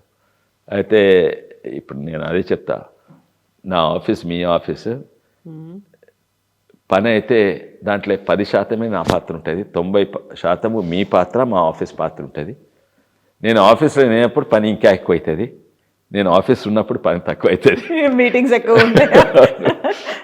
సో ఈ ఎలక్షన్ మేము మిమ్మల్ని ఎట్లా చూస్తాం అసలు? అన్ని వదిలేసి మిగతా పనుల మీద పెట్టుకుంటారా? పాలిటిక్స్ వదిలేసి రాబోయేటువంటి ఎలక్షన్స్ లో మరి నేను చెవెళ్ళ ప్రాంతం ఎప్పుడు కూడా నేను చెవెళ్ళ ప్రాంతం దిక్కే చూసేది. కానీ బీజేపీ పార్టీ కంటిన్యూ అవుతారా? అయితాను, ఎందుకంటే పాలిటిక్స్లో నాకు పాలిటీషియన్ ఈవెన్ మంచోళ్ళు ఉండొచ్చు, చెడ్డోళ్ళు ఉండొచ్చు, కరప్ట్ ఉండొచ్చు, నాన్ కరప్ట్ ఉండొచ్చు, కానీ అందరు రాజకీయ నాయకుల మీద నా అభిప్రాయం పెరిగింది. రాజకీయాల మీద కూడా నాకు అభిప్రాయం పెరిగింది. రాజకీయాలకు వచ్చినాక నా అవగాహన వివిధ సబ్జెక్టుల మీద పెరిగింది. నేను రాజకీయాలకు వచ్చినాక ఎన్నో నేర్చుకున్నాను. నాకు నేర్చుకున్నట్టు చాలా ఇష్టం. కొత్తది నేర్చుకుంటే నాకు చాలా సంతోషం అవుతుంది. అయితే తప్పనిసరిగా ఉంటాను, టికెట్ ఇస్తే కొట్లాడి గెలుస్తాను, అది కూడా 100% నేను షూర్. అండ్ రాజకీయాల్లో అయితే తప్పకుంటాను. అండ్ అంటే ఏ పాత్ర తెలియదు కానీ తప్పనిసరిగా ఉంటాను. కానీ నా ఫోకస్ ఎప్పుడు చేవెళ్ళ ప్రాంతం మీదనే ఉంటుంది. అయితే చేవెళ్ళ పార్లమెంట్, చేవెళ్ళ, వికారాబాద్, పరిగి, తాండూరు మీద ఉంటుంది. ఈ ప్రాంతం గురించి డీటెయిల్స్ నాకు, ఉదాహరణగా నేను రోడ్డు గురించి చెప్పిన ఉంటుంది, ప్రతి డీటెయిల్స్ నాకు, ఎందుకంటే అక్కడనే పుట్టి పెరిగింది నేను. ఆ మర్రి చెట్ల ఊడల మీద ఆడుకున్నాం కూడా. అయితే విశ్వేశ్వర్ రెడ్డి చాలా సాఫ్ట్ స్పోకెన్ అంటారు, చాలా కూల్ బాయ్ ఇమేజ్ అనేది ఒకటి ఉన్నప్పటికీ కూడా కార్యకర్తలకి సరైనటువంటి న్యాయం దక్కట్లేదు. అది కూడా బీజేపీ అధిష్టానం చేయలేకపోతుంది. వాళ్ళకి కావలసినటువంటి పదవుల్లో కనీసం వాళ్ళని ఒక బోర్డు మెంబర్స్గా కూడా తీసుకోలేకపోతుంది. కార్యకర్తలు ఉండాలి కదా, ఇలా అయితే పార్టీ భవిష్యత్తు నాశనం అవుతుంది. కార్యకర్తల అవసరం ఏముంది? ఒక తీవ్రమైనటువంటి వ్యాఖ్యలు మీరు ఎందుకు చేయాల్సి వచ్చింది? కాదు, కార్యకర్తల కంటే పదవుల కొరకు కార్యకర్తలు ఉంటే పదవి రాకుండా కార్యకర్తలు ఉండొద్దా? అంటే వాళ్ళే చెప్పుకుంటున్నారు. అటువంటి కార్యకర్తలు నిజంగానే ఓ సిద్ధాంతాన్ని కొరకు, ఓ పార్టీకి పనిచేసేటోళ్ళకు చాలా అవసరం పార్టీకి, అండ్ వాళ్ళని మంచిగా చూసుకుంటున్నారు. కానీ కొంతమంది రాజకీయాలలో ఎప్పుడు లేని వాళ్ళు, నిన్న రాజకీయాలు అంటే ఏ పార్టీ లేనో నిన్న వచ్చి జాయిన్ అయ్యి వాళ్ళు అనుకుంటారు రాజకీయాలు అంటే politics meaning, he is doing politics, ఆయన రాజకీయాలు చేస్తున్నా అంటే దాని అక్షరార్థం వేరే, మనము అర్థం చేసుకునే అర్థం వేరే. ఏంటంటే తాకట్లు పెట్టేటోడు, నీకు ఆయన మీద చెప్పుడు, ఆయనకు ఆయన మీద చెప్పుడు, అది రాజకీయాలు. అది రాజకీయాలు కాదు. రాజకీయ ఎక్స్పీరియన్స్ లేని కొంతమంది జాయిన్ అయ్యి ఇటువంటి పిచ్చి పిచ్చి పని చేస్తే నేను కూల్ మనిషిని ఏం కాను, ఉన్నట్టు బయట చెప్తా. నువ్వు పిచ్చి పిచ్చి చేయకు, నీకు రాజకీయాలు తెలియదు, ఇటువంటి వాళ్ళు మాకు అవసరం లేదు అని ముఖం మీదే చెప్పేస్తా. నేను చెప్తాను అయితే మంచిగా, అదే కరెక్ట్. అండ్ అది కొంతమంది రాజకీయాలు తెలియని వాళ్ళు, రాజకీయాలు అంటే రాజకీయాలు ఆడుడు కాదు, సాధారణ ప్రజలు తీరా ఓపెన్గా ఉండాలి, చెప్పాలి. కొన్నిసార్లు చెప్పని అవసరం లేదు, మనసులో పెట్టుకోవాలి. కానీ తాకట్లు పెట్టుడు, ఇది పెట్టుడు, అది పెట్టుడు, అందరూ వేస్ట్ ఫెలోస్, నేను ఒక్కనే మంచోను అంటే అది తప్పు. మీకు ఫుట్బాల్ అంటే ఇష్టమా? చాలా ఇష్టం అండి. ఫుట్బాల్ని ఆడుతారు, గిఫ్ట్గా కూడా ఇస్తారా? గిఫ్ట్గా సింబాలిక్గా చెప్పినాను. అండ్ ఎందుకంటే అర్థం చేసుకోవాలి. అండ్ అది మంచిదే, ఎందుకంటే ఎవరు కూడా నన్ను తప్పు పట్టలేదు. ఇంకా మీడియా అది పెద్ద ఇచ్చేసి యాక్చువల్లీ నేను ఎవరు చూపెట్టలేదు సార్, ఎవరికి ఒక ఫోటో అని ఉందా? అది లేదు. నేను జస్ట్ లోపటి ఇంటర్నల్ డిస్కషన్ చేసిన కానీ అది ఎన్నో డిస్కషన్ అయితే ఇచ్చారా? ఇచ్చిన. అండ్ ఒకటేమో రేవంత్ రెడ్డి గారితో ఎట్లా ఫుట్బాల్ ఆడుకోవాలి. రేవంత్ రెడ్డి గారు మంచిగా ఆడతారు, చాలా మంచిగా ఆడతారు, నాకడే మంచిగా ఆడతారు. నేను చాలా స్పోర్ట్స్ ఆడతాను కానీ ఫుట్బాల్ కూడా ఆడతాను. కానీ రేవంత్ రెడ్డి గారు ఈజ్ ఎక్స్పర్ట్. నేను చూసిన, ఆడేటప్పుడు కూడా చూసినాను కొన్ని వీడియోస్. అపోలో గ్రౌండ్లో కూడా ఆడేది అప్పుడప్పుడు, నిల్కట్ట. అయితే రేవంత్ రెడ్డి గారితో ఎట్లా ఫుట్బాల్ ఆడుకోవాలి, అది మనం నేర్చుకోవాలి. అండ్ ఫుట్బాల్ మనం ఆడుకోవద్దు, అవతలతో ఆడుకోవాలి. అవన్నీ కూడా చెప్పినాం. It was taken very positively. కాకపోతే కానీ మీ మీడియాలో బస్సాలు అదే కదా, చెప్పారు. విశ్వేశ్వర రెడ్డి గారిని ఒక ఫుట్బాల్ ఆడుకుంటున్నారు, అక్కడంటే ఇక్కడంటే అక్కడికి తిప్పేలా చేస్తున్నారు కాబట్టి నన్ను కాదు అందరిని ఇది అదే చెప్పింది. ఏంటంటే మెసేజ్ ఏంటంటే ఫుట్బాల్ ఆడుకుంటే ఆయనతో ఆడుకున్నాం, రేవంత్ రెడ్డితో మనం వద్దండి. బట్ మీరేమో రేవంత్ రెడ్డి మంచి ఫుట్బాల్ ప్లేయర్ అన్న తర్వాత మెస్సీ మన దగ్గరకు వచ్చిన తర్వాత, మెస్సీ మ్యాచ్ అయిన తర్వాత ప్రాపర్గా ఆయనకి బాలే పాస్ చేయలేకపోతున్నాడు అనేటువంటి విపరీతమైనటువంటి ట్రోల్స్ అంటే కాదు అది వాళ్ళు సూపర్ వివిఐపీస్ మెస్సీ అనేటోళ్ళు వాళ్ళకు. అండ్ వాళ్ళ ప్రోటోకాల్స్ ఇవన్నీ వేరే వేరే ఉంటాయి. అండ్ ఆఫ్ కోర్స్ ఎన్నో వెస్ట్ బెంగాల్ అయితే మొత్తం అంతా డ్యామేజ్ చేసిండ్రు. ప్రజలే ఫ్యాన్లు పోయి కుర్చీలు ఇది అది చేసిండ్రు. ఇక్కడ కూడా ఎంతోమంది నిరాశతో వాపస్ పోయినరు. మొత్తం వాళ్ళ కంట్రోల్ ఉండదు. మీరు చూసిండ్రా పోయినరా మ్యాచ్ చూసిండ్రా? మెస్సీని చూడడానికి పోయినరా? ఎంత 20 లక్షల 10 లక్షలు ఒక సెల్ఫీకి 10 లక్షలకు సెల్ఫీ అంట.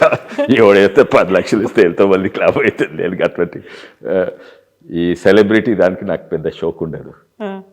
బట్ ఉప్పల్ స్టేడియం కూడా పోలే మ్యాచ్ చూడడానికి మీరు? కొంతమంది ఎక్కడెక్కడి నుంచో వచ్చిండ్రు, 10 లక్షలు 20 లక్షలు ఇచ్చిండ్రు. నేను పోలేదు. బట్ మీకు ఫుట్బాల్ అంటే ఇష్టం, ట్రెక్కింగ్ అంటే కూడా ఇష్టం. ట్రెక్కింగ్ వెరీ రీసెంట్గా నేను వీడియో చూసిన సహ్యాద్రి హిల్స్కి చేవెళ్ళ నుంచి కొంతమందిని యూత్ని తీసుకొని ట్రైన్లో. నేను ప్రతిసారి తీసుకోతాను, ఇది ఫస్ట్ టైం కాదు, ఎన్నోసార్లు 10 సార్లు తీసుకోతా. ఎస్పెషల్లీ యోగా డే ఉంటుంది కదా, ట్రెక్కింగ్ అంటే అది చాలా ఎంజాయబుల్ కానీ కొన్ని రిస్కీ కూడా ఉంటుంది.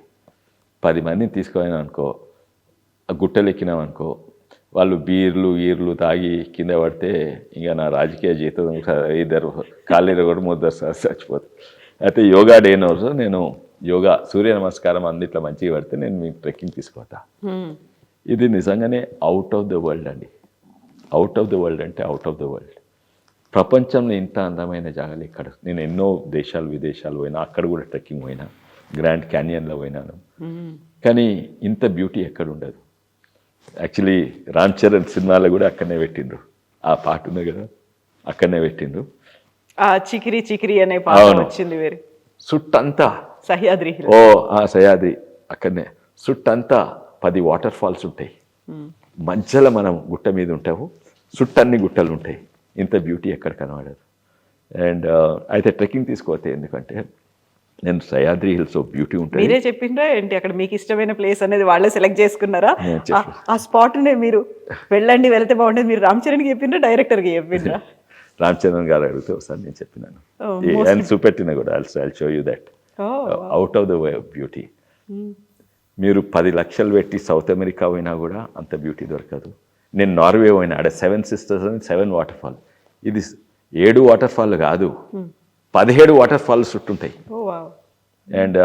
అండ్ ఇది that also it's easy trek. కొనేమో చాలా కష్టమైన ట్రెక్స్, పెద్ద మనుషులు పోలేరు ఇది అంతా. అయితే ట్రెక్కింగ్ గురించి ఎందుకంటే ఇట్స్ టీమ్ బిల్డింగ్ అని. ఇప్పుడు టీమ్ బిల్డింగ్ అంటే మనం ఊర్లో ప్రజలు ఉండొచ్చు, యువకులు ఉండొచ్చు, 10 మంది కలిసి ఛాయ్ తాగితే అది కూడా టీమ్ బిల్డింగ్. ఛాయ్ తాగినప్పుడు కొంచెం రిలాక్స్ అవుతాం. ఉత్తర సీరియస్ డిస్కషన్ కదా, ఛాయ్ మీద కొంచెం జోవియల్ మూడ్ వస్తుంది. అఫ్ కోర్స్ కొందరికి బియర్ తాగితే, కొందరికి విస్కీ తాగుతూ వస్తుంది, ఒక కూల్ థింగ్, హైనెస్ వస్తుంది. కానీ మీరు ట్రెక్కింగ్ ఓన్రీ ఎంత బాండింగ్ వస్తుందంటే, గుట్టలు ఎక్కేటప్పుడు ఒకడు ఇంకొని చేయి పట్టుకుంటాడు, ఇంకోటికి తూపైతే వాటర్ బాటిల్ తీసుకొని ఇస్తాడు, ఇంకోటి తక్కాయించిపోతే కొంచెం కూసుందాం నిదానికి. సో ఆ టీమ్ బిల్డింగ్ అనేది బాగా పెరుగుతుంది.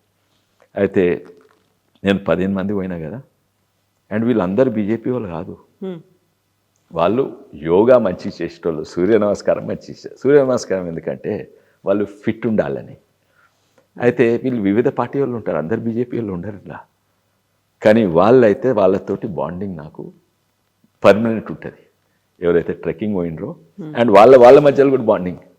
ఇప్పుడు కాంగ్రెస్ ఉండొచ్చు, బీజేపీ ఉండొచ్చు, కానీ వాళ్ళకు కరెక్ట్ వాల్యూస్. ఇప్పుడు ప్రత్యేకంగా నేను ఒక కంపెనీ కూడా పెట్టింటు రాజకీయాలు రాకముందు, ఎందుకంటే నాకు 3 కొడుకులు, అండ్ వాళ్ళు ఇక్కడ హైదరాబాద్లో పెడితే most dangerous for young boys. అది కొంచెం ధనం ఉంటే అయితే వాళ్ళు బియర్లు, పబ్లు, మోటార్ సైకిల్ రేసింగ్లు, అంటే రోడ్ల మీద ఇవన్నీ కూడా. అండ్ ఇవాళ రేపు డ్రగ్స్ కూడా మొదలైనవి. చాలా డేంజరస్ హైదరాబాద్లో పైసలు వాళ్ళు వాళ్ళ ఇంట్లో పిల్లలు పెరగాలంటే. అయితే నేను రాజకీయాలకు రాకముందు అడ్వెంచర్ ట్రైల్స్ అని ఒక కంపెనీ పెట్టినాను. ఎందుకంటే నిజంగా ఫన్ అంటే ఏదో సిగరెట్లు బీర్లు తాగుడు కాదు, ఇట్లా ట్రెక్కింగ్ ఓనరని బోటింగ్ పెట్టినాను. కొన్ని వైట్ వాటర్ రాఫ్టింగ్ అని ఉంటుంది, వైట్ వాటర్ కాయాకింగ్ అని ఉంటుంది. అంటే వాగుల మీద వాటర్ ఫాల్స్, చిన్న వాటర్ ఫాల్స్ మీద బోట్స్ పట్టుకుంటా.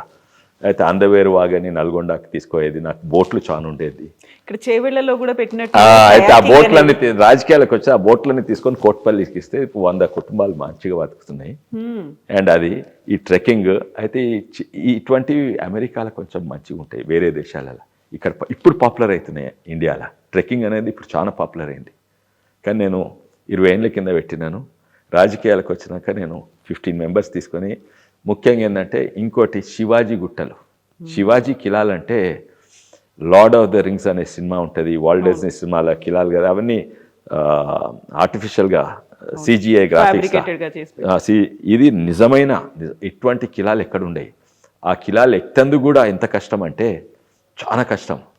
అయితే ఆ కిలాలకు ఎక్కిచ్చేది అనమాట. అయితే వాళ్ళకు టీమ్ బిల్డింగ్ స్పిరిట్ అవుతుంది అని ఎక్కించేది. ఇప్పుడు కూడా పోవాలి నేను. నాకు ఒక డిప్రెషన్ ఉంది ఏంటంటే, 2 కారణాలు నా లైఫ్లో డిప్రెషన్. అన్నీ మంచిగా ఉన్నాయి. ఒకటేమో జ్యుడిషియరీలో కరప్షన్ ఎక్కువైంది, అంటే సుప్రీంకోర్టు వరకు. ఇంకోటేమో నాకు ఒక మోకాలుకు ఇదైంది, సర్జరీ అయింది. అయితే ట్రెక్కింగ్ కొంచెము మెల్లగా పోవాలి, ఎక్కువ తక్కువ పోవద్దు. ఈ 2 కారణాలు depression. Otherwise everything is fine. So trekking అనేది వీ హ్యావ్ టు ఎంకరేజ్ అండి. అండ్ మీ ఛానల్ ద్వారా కూడా మీరు అయినా కానీ మీరు కాలికి సర్జరీ అయినప్పటికీ కూడా ఫర్ ట్రెక్కింగ్. కానీ ఐ టేక్ ఇట్ ఈజీ. మరి కార్లు ఏంటి, అన్ని కార్లు ఉన్నాయి ఇంట్లో, మీకు ఇష్టమా, ఎవరికి ఇష్టం అసలు? ఓల్డ్ వింటేజ్ కార్ల దగ్గర నుంచి. నాకు వింటేజ్ కార్ ఇష్టం, కానీ మా పెద్ద కొడుకు ఆనందిత్ ఆయన కార్లు అంటే పిచ్చి. ఆయన రేసింగ్ కార్ కావాలని, రేసింగ్ కార్ డ్రైవర్. నువ్వు పెద్దగా ఏమంటే రేసింగ్ కార్ డ్రైవర్. ఎవరైనా ఒప్పుకుంటారా? తల్లిదండ్రులు ఒప్పుకోరు, నేను ఒప్పుకోలేదు అండ్ ఆల్ దాట్. అయితే సరే చెప్పినాం, ఎప్పుడైనా అదే. అయితే నువ్వు ఇంజనీరింగ్ చేసినాక చూస్తాము. అయితే ఆటోమొబైల్ ఇంజనీరింగ్ చేసి వచ్చి ఇప్పుడు చేసినా కదా చేయాలి. అండ్ ఇంకా మేము కొంటాము, కొన్ని చేస్తుండే, గో కార్టింగ్ ఇది అవి చేస్తుండే. కానీ అవకాశాలు మేము పెద్ద ఇవ్వలేదు. అయితే అప్పుడు సద్గురు జగ్గి వాసుదేవ్ అన్నారు, ఏంటంటే మీరు ఈయనకి అవకాశం ఇవ్వకుంటే రోడ్ల మీద రేసింగ్ చేస్తాడు, యాక్సిడెంట్లు అవుతాయి. ఆయన చెప్పినట్టే యాక్సిడెంట్ అయింది. ఆయన రోడ్ల మీద స్పీడ్ నడుతుడు. దాని తర్వాత మేము అన్నాం, కరెక్ట్, రేసింగ్ చేస్తే రేస్ ట్రాక్ మీద చేయండి అని అవకాశం ఇవ్వాలి. లేకుంటే ఎక్కడన్నా సిటీ బయట క్రాస్ కంట్రీ ఉంటాయి. ఈ 2 రేసింగ్లో కూడా ఎన్నో రకాలు ఉంటాయి. కొన్నేమో క్రాస్ కంట్రీ ఉంటాయి, అంటే మట్టి మీద గుంతల నుంచి, రాళ్ళ నుంచి, రప్పల నుంచి ఉంటాయి. కొన్నేమో వాగులలో ఉంటాయి, కొన్నేమో రేసింగ్ ట్రాక్. అయితే దీన్ని we encouraged him and he did very very well. అంటే 2 కారణాలు. ఒకటేమో ఆయనకి ఇంట్రెస్ట్ అండ్ ఆయనకు స్కిల్ అది ఉన్నది. ఇంకోటేమో రేసింగ్ అంటే ఏదో మన భయం లేకుండా యాక్సిలరేటర్ ఒత్తుడు స్పీడ్ పోవుడు కాదు, దాంట్లో చాలా టెక్నాలజీ ఉంటుంది. ఆయన ఆటోమొబైల్ ఇంజనీరింగ్ చేసినందుకు చాలా లాభమైంది. Is the first Indian to win 2 major races in a row for 2 years. ఏది JK tyres and MRF. These are 2 top most ఇవి. అయితే ఆయనకి ఇంట్రెస్ట్. ఇప్పుడు పెద్ద బిజినెస్ చేసినా కూడా ఆయన చిన్న వర్క్ షాప్ అట్లే ఉన్నది. అండ్ ఇప్పుడు కూడా కార్లను రిపేర్ చేస్తాడు. ఎవరన్నా నేను కార్ కొంటున్నా, కార్ అంటే దీంట్లో సోషల్ మీడియా సలహా ఇస్తూ ఉంటాడు. అండ్ ఇప్పుడు కూడా ఓ పాత కారు కొని, అంటే పాత అంటే 30 ఏళ్ళ కింద, 50 ఏళ్ళ కింద కార్లు, 20 ఏళ్ళ కింద కార్లు కొని, అవి ప్రొడక్షన్ లేని కారు కొని దాన్ని మంచి చేసి అమ్ముతాడు, కొన్ని కలెక్షన్ పెట్టుకుంటాడు. సో యాజ్ ఎ ఫాదర్గా మీరైతే రేసింగ్ ఇవన్నీ అంటే ఒప్పుకోలేదు. But what about family members? వాళ్ళు కూడా ఈవెన్ మై వైఫ్ సంగీత కూడా, సంగీత గారు కూడా she after Sadhguru told correct and she's happy. ఎందుకంటే ఎవరైనా చేయాలని అనుకుంటే సేఫ్గా చేయనియండి. పిల్లలకి ఎన్నో ఉంటాయి, నేను రేసింగ్ చేయాలి, నేను గుట్టలెక్కాలి, నేను ఇది చేయాలి, అది చేయాలి అని ఉంటాయి. సేఫ్గా చేసుడు, కరెక్ట్ విధానంగా చేసుడు, ఇల్లీగల్గా ఉండదు. ఇప్పుడు చాలా మంది ఏమవుతుంది, ఎంతోమంది పిల్లలు రోడ్ల మీద యాక్సిడెంట్లో చచ్చిపోతున్నారు. ఎందుకంటే వాళ్ళు ఫాస్ట్ అందరికీ ఉంటుంది, నాకు కూడా ఉంటుంది ఫాస్ట్. నాకైంది యాక్సిడెంట్ చెవెల్ నుంచి వస్తుంటే, ఎప్పుడు 2007లో 12 రిబ్స్ ఇరిగినాయి. అప్పుడు మోటార్ సైకిల్ మీద మేము వికారాబాద్ పోయి వస్తుంటే ఇక్కడ జస్ట్ సిటీ బయట నాకు యాక్సిడెంట్ అయితే. కరెక్ట్ విధానం నేర్చుకోవాలి.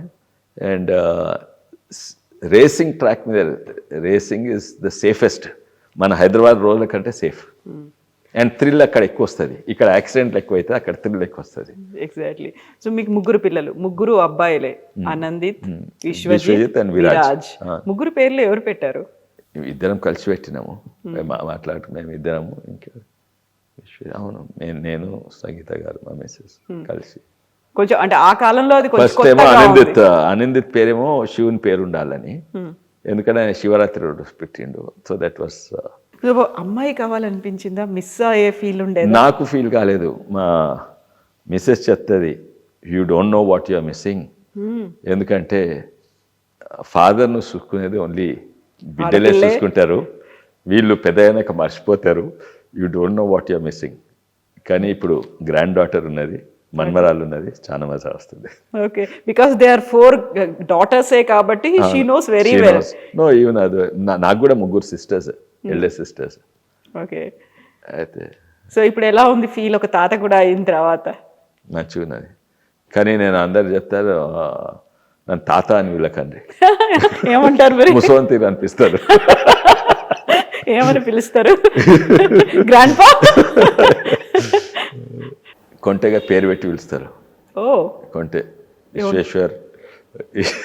విష్ విష్ ఉంటుందా? విష్ అని అంటారే. Okay, I feel, I can see that emotion in you. అది కనిపిస్తోంది. Oh, that's the biggest joy in life, and there's no doubt. The biggest joy in life is children and grandchildren. చాలా మంది అంటారు more than పిల్లల కంటే you will enjoy the grand children more. No, I enjoy my 3 children a lot and I enjoy the grandchildren also a lot. So ఆ happiness అనేది కనిపిస్తూ ఉంటుంది కదా, ఆ ఆనందం అనేది దేంట్లో ఉందంటారు? చాలా వరకు పిల్లలకి, నెక్స్ట్ జనరేషన్కి వాళ్ళకి కావాల్సినటువంటి ఆస్తి సంపాదించి పెట్టడంలో అని కొంతమంది అంటారు. లేదు, వాళ్ళకి ప్రాపర్గా కావాల్సినటువంటి లైఫ్కి ఏదైతే మోరల్ వాల్యూస్ ఉన్నాయో, ఎథిక్స్ ఉన్నాయో అది నేర్పిస్తే అంటారు. What do you think? ఎందుకంటే మీకే ఇప్పటికీ you are the richest MP అనేది ఇన్ ద ఇండియా అనేది ఉంది కాబట్టి, what do you think and what do you feel? ఏమి ఇవ్వాలంటారు నెక్స్ట్ జనరేషన్కి? ఫస్ట్ వాళ్ళకు హ్యాపీనెస్ అనేది కనబడాలి. పైసలతో హ్యాపీనెస్ అసలు కనెక్షనే లేదు. ఎంతోమంది పేదోళ్ళు హ్యాపీగా ఉంటారు, ఎంతోమంది ధనవంతులు వాళ్ళ జీవితాలు నాశనం చేస్తున్న దుఃఖంగా ఉంటారు. ముఖ్యంగా మనిషికి కావాల్సిన ధనం కాదు, సంతోషం, హ్యాపీనెస్. అది మనం గుర్తించాలి. ఇంకోటి, పిల్లలంటే అది న్యాచురలీ వస్తుంది. నాకే కాదు, అందరికి వస్తుంది. పిల్లలు చూడంగానే న్యాచురలీ హ్యాపీ. కొందరికి హ్యాపీనెస్ అంటే వాళ్ళకి బర్త్డే నాడు గిఫ్ట్ ఇవ్వాలి, బర్త్డే నాడు ఇచ్చేయాలి, వాళ్ళకి సంతోషం, అది కూడా హ్యాపీనెస్సే. కానీ ఇది న్యాచురల్, ఏ కారణం లేని హ్యాపీనెస్. పిల్లలను చూడండి, ఏదో కారణానికి హ్యాపీనెస్ ఉంటే అది నిజంగా without any conditions, without any కారణాలు ఓ హ్యాపీనెస్ అంటే ఓన్లీ పిల్లలతో వస్తుంది.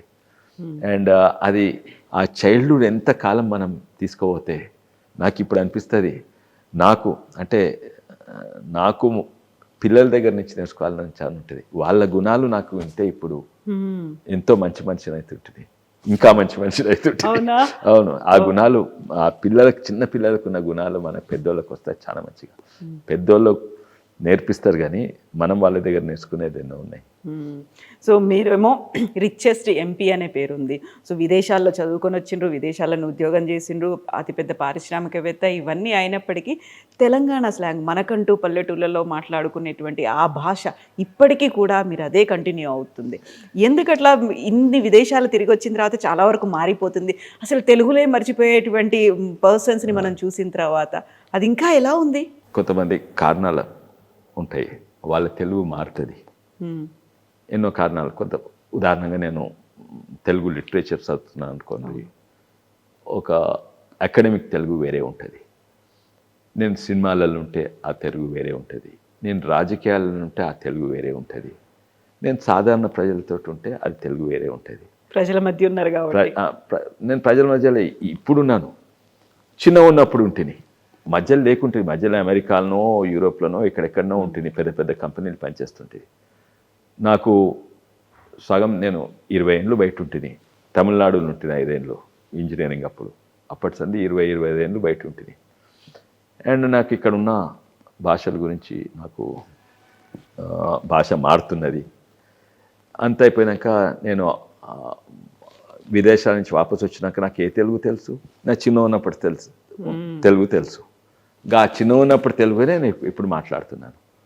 వేరే వాళ్ళేమో కొంచెం డైవర్ట్ అయ్యారు, కొంచెం ఇంత రాజకీయ తెలుగులు, ఇంకా కొంత సినిమా తెలుగు, కొంచెం అకాడమిక్ తెలుగు, ఇదంతా ఉంటుంది. ఇంకోటి ఏంటంటే రాజకీయాలల్లో వెనకటి ఎట్లుండంటే ఒక రాజకీయ నాయకుడు సర్పంచ్ ఉండని లేకుంటే ఎమ్మెల్యే ఉండని ఎవరున్నా కూడా ఆయన ప్రజలకంటే కొంచెం పెద్ద అని చూపెట్టుకోవాలి. బట్టలు మంచిగా తెల్లగా ఉంటాయి, వచ్చి కద్దరేసుకోవాలి, జేబులో పెన్ను ఉండాలి, ఎందుకంటే ఈయన చదివినోడు, వెనకట చదివినోడు ఈయన పెన్ను ఉండాలి. సో వాళ్ళ స్టేచర్ సాధారణ ప్రజల కంటే కొంచెం ఎక్కువ పెట్టుకోవాలి. తప్పు కాదు, అది మంచిదే. అయితే అందరు ప్రజలు ఆయన దిక్కు చూడాలి, అరే ఇన్నే మంచి అయినా, ఇన్నే చదువుకున్నైనా, ఇన్నే ఒక శుభ్రంగా బట్టలు వేసుకొని పెద్దరికం అంటే ఇట్లా ఉండాలి, అట్లా ఉండేది అన్నమాట. అయితే దాంతో భాష కూడా మారింది. భాష కూడా నేను సాధారణ ప్రజల భాష మాట్లాడతారు, మంచి తెలుగు మాట్లాడతారు. అండ్ దాన్ని ఇంకా ఎక్స్ట్రీమ్ పోతున్నా వస్తున్నది. నేను అమెరికా నుంచి వచ్చినాక నేను కొన్ని స్పీచెస్ ఏంటుంటుంది, ఉపన్యాసాలు ఏంటుంటుంది. చంద్రబాబు నాయుడు గారిది అప్పుడు ఉపన్యాసం ఏమైనా, మేము ఇది కొత్తగా తనే మొదలుపెట్టిండు. ఇప్పుడు ప్రతి రాజకీయ నాయకుడు తెలుగులా, టీఆర్ఎస్ ఉండని, బీజేపీ ఉండని, కాంగ్రెస్ ఉండని, టీడీపీ ఉండని, అందరు అదే భాష.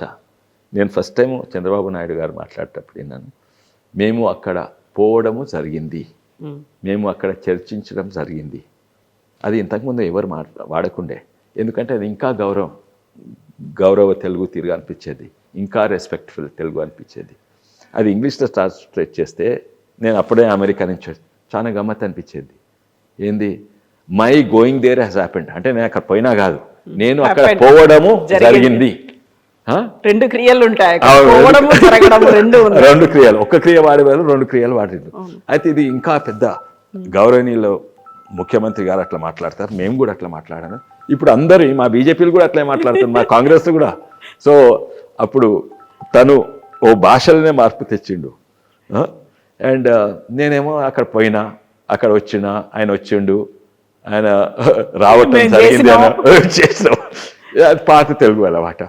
కేసీఆర్ పాపులర్ ఎందుకంటే ఆయనకి అన్ని తెలుగులు తెలుసు, రాజకీయ తెలుగు తెలుసు, ఈ తెలుగు తెలుసు, ఈ తెలుగు తెలుసు, ఈ తెలుగు, కానీ వాడేది ఈ తెలుగుని ఇంకా కిందికి పోయి బూతులు కూడా మొదలుపెట్టిండు. అయితే ఇంకా పాపులర్ అయ్యిండు. కానీ అది తప్పు, బూతులు వాడని అవసరం లేదు.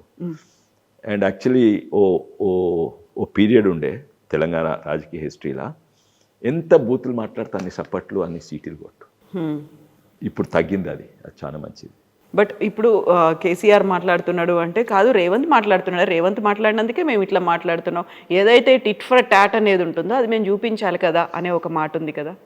ఇది మొదలుపెట్టింది కేసీఆర్ గారే, దాంట్లో డౌటే లేదు.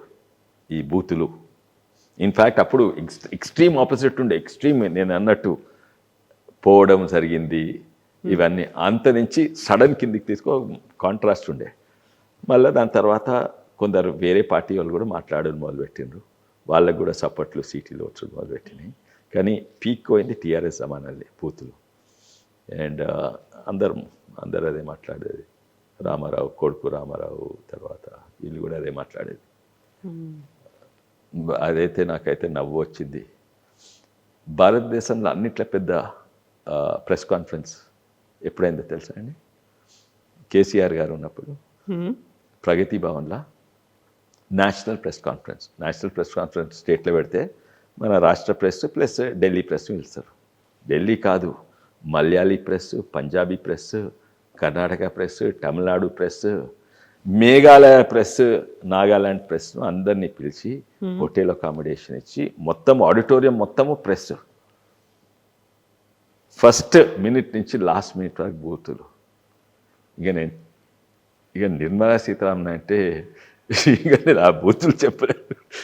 మోడీ గారిని అన్ని బూతులే. సో అది ఎక్స్ట్రీమ్ లెవెల్, అది పీక్ పోయిందనమాట. తెలంగాణ ఉద్యమం అప్పుడు కోపంతో ఈ కొడుక ఆ కొడుక అని అందరు అన్నారు, ఆ కుటుంబ సభ్యులు అందరూ అన్నారు. అది అనేది లేకుండా కానీ అన్నారు. సో అదే ఎక్స్క్యూజ్. కానీ అది కంటిన్యూ అయింది. ఎందుకంటే పోలీసు వాళ్ళు వచ్చి విపరీతంగా మన వాళ్ళను లాఠీచార్జు చేసి కొట్టి ఇది అది చేసే వరకు వస్తాయి కొందరికి వాళ్ళ అప్బ్రింగింగ్ బట్టి వస్తాయి. నాకు కేసు కూడా పెట్టినాను. అది అట్లనే నానిపోయింది. అప్పుడు ఆయన టీఆర్ఎస్ నుండే ఫోన్ చేసి, ఆయన్నే నాకు ఫోన్ చేసిండు, టీఆర్ఎస్ నాయకుడు, ఎంపీ క్యాండిడేట్. నన్ను ఎప్పుడు నా జీవితంలో ఎవ్వరు కూడా ఈ కొడుక ఆ కొడుక అని ఎప్పుడు నేను పాత బస్తీలు పెరిగిన ఓల్డ్ సిటీలా.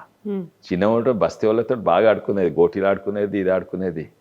చిన్న ఉన్నప్పుడు ఆయన పెద్ద అయినాక ఎవ్వరు నన్ను ఈ కొడుక ఆ కొడుక మీ అవ్వ మీ అమ్మ అని ఎవరు తిట్టలేదు. ఫోన్ చేసి తిట్టును మొదలు పెట్టిండు. అయితే నేను కేసు వేసిన. ఫార్చునేట్లీ అప్పుడు రికార్డింగ్ ఉండే. నేను కేసు పెట్టిన. ఇప్పుడు ఆయన కాంగ్రెస్ పార్టీలో జాయిన్ అయ్యిండు. పొజిషన్లో ఏం లేరు కానీ బట్ కాంగ్రెస్ పార్టీలో లేడు. కేసు అట్లే ఆడుతుంది అది. సో ఈ కల్చర్ మొదలైంది టీఆర్ఎస్ అప్పుడు. సంతోషం ఇప్పుడు అది కొంచెం తక్కువ ఉన్నారు, కొత్త వాడతారు అప్పుడప్పుడు, కానీ తక్కువైంది, చాలా తక్కువైంది. లేకుంటే తెలుగు భాష గురించి మాట్లాడుతున్నా చాలా రెస్పెక్ట్ఫుల్గా పెరిగింది, ఓవర్ రెస్పెక్ట్ఫుల్గా పెరిగింది. మొత్తం క్రాష్ అయింది తెలంగాణ. మళ్ళీ ఇప్పుడు మెల్ల కొంచెం రెస్పెక్టివ్. కానీ మనం గమనించాలి ఏంటంటే ప్రజలు మాట్లాడే తెలుగు వేరు, రాజకీయ నాయకులు మాట్లాడే తెలుగు వేరు. మైక్ ముంగటుంటో తెలుగు మాట్లాడతా, మైక్ లేకుంటో తెలుగు మాట్లాడతా. ఆ భాషనే మారుతుంది చూడండి కొందరి. సినిమా తెలుగు వేరే, అకాడమిక్ తెలుగు వేరే, ఇవన్నీ. సో ఇప్పుడు రాజకీయాల గురించి మాట్లాడుకుంటే కొండా విశ్వేశ్వర్ రెడ్డి గారు ఒక రైట్ ప్లేస్లోనే రాజకీయాల్లో ఉన్నారా, పబ్లిక్ రిప్రజెంటేటివ్ అవుతున్నారా? ఇన్ ద ఫ్యూచర్ ఏమవ్వాలి అంటే ఏం చెప్తారు? ఇప్పుడు కాదు, I was always in the right place. ఎందుకు ఫస్ట్ టీఆర్ఎస్లో, నాకు ఎందుకు టీఆర్ఎస్లా? కేసీఆర్ నాకు చుట్టమా, లేకుంటే పైసలు ఇచ్చిండా, లేకుంటే ఇవన్నీ ఉన్నాడా? అధికారం లేకుంటే అధికారం వస్తాడో లేదో తెలియదు. తెలంగాణ కొరకు ఇది ఒకటే పార్టీ. కాంగ్రెస్ పార్టీ ఇటు అటు అంటుంది, టీడీపీ పార్టీ రెండు కన్నులు అంటున్నది, తర్వాత బీజేపీ ఎక్కడనో ఢిల్లీలో ఉన్నది. నిజంగా తెలంగాణ కొట్లాడే పార్టీ టీఆర్ఎస్ పార్టీ. అయితే ఎంతోమంది నా మిత్రులు అన్నారు, మంచిదే కానీ పోయి వాన్ దగ్గర ఎందుకు జాయిన్ అంటే మాకు మా మిత్రులు చుట్టాలు కూడా పోయి వాన్ దగ్గర ఎందుకు జాయిన్ అయితే? రెడ్డి అనే కాదు, in general how I decent person.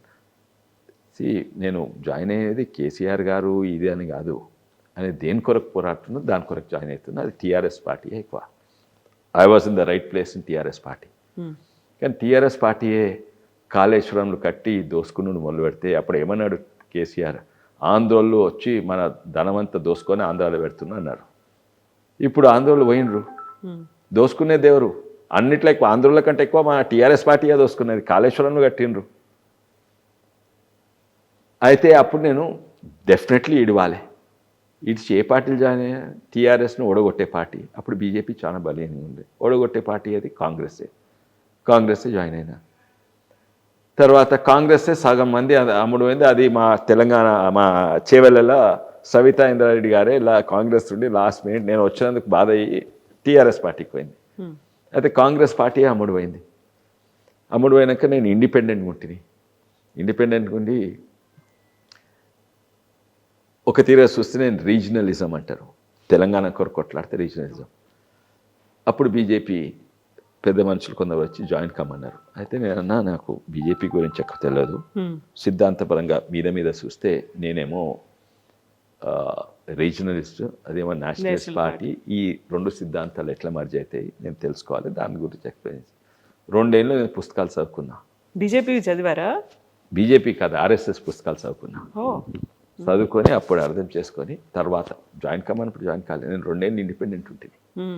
Independent ఉండి జాతీయవాదం అంటే నేషన్ ఫస్ట్ అంటే విలేజ్ లాస్ట్ కాదు, విలేజ్ ఫస్ట్ ఉంటేనే స్టార్ట్ అవుతుంది.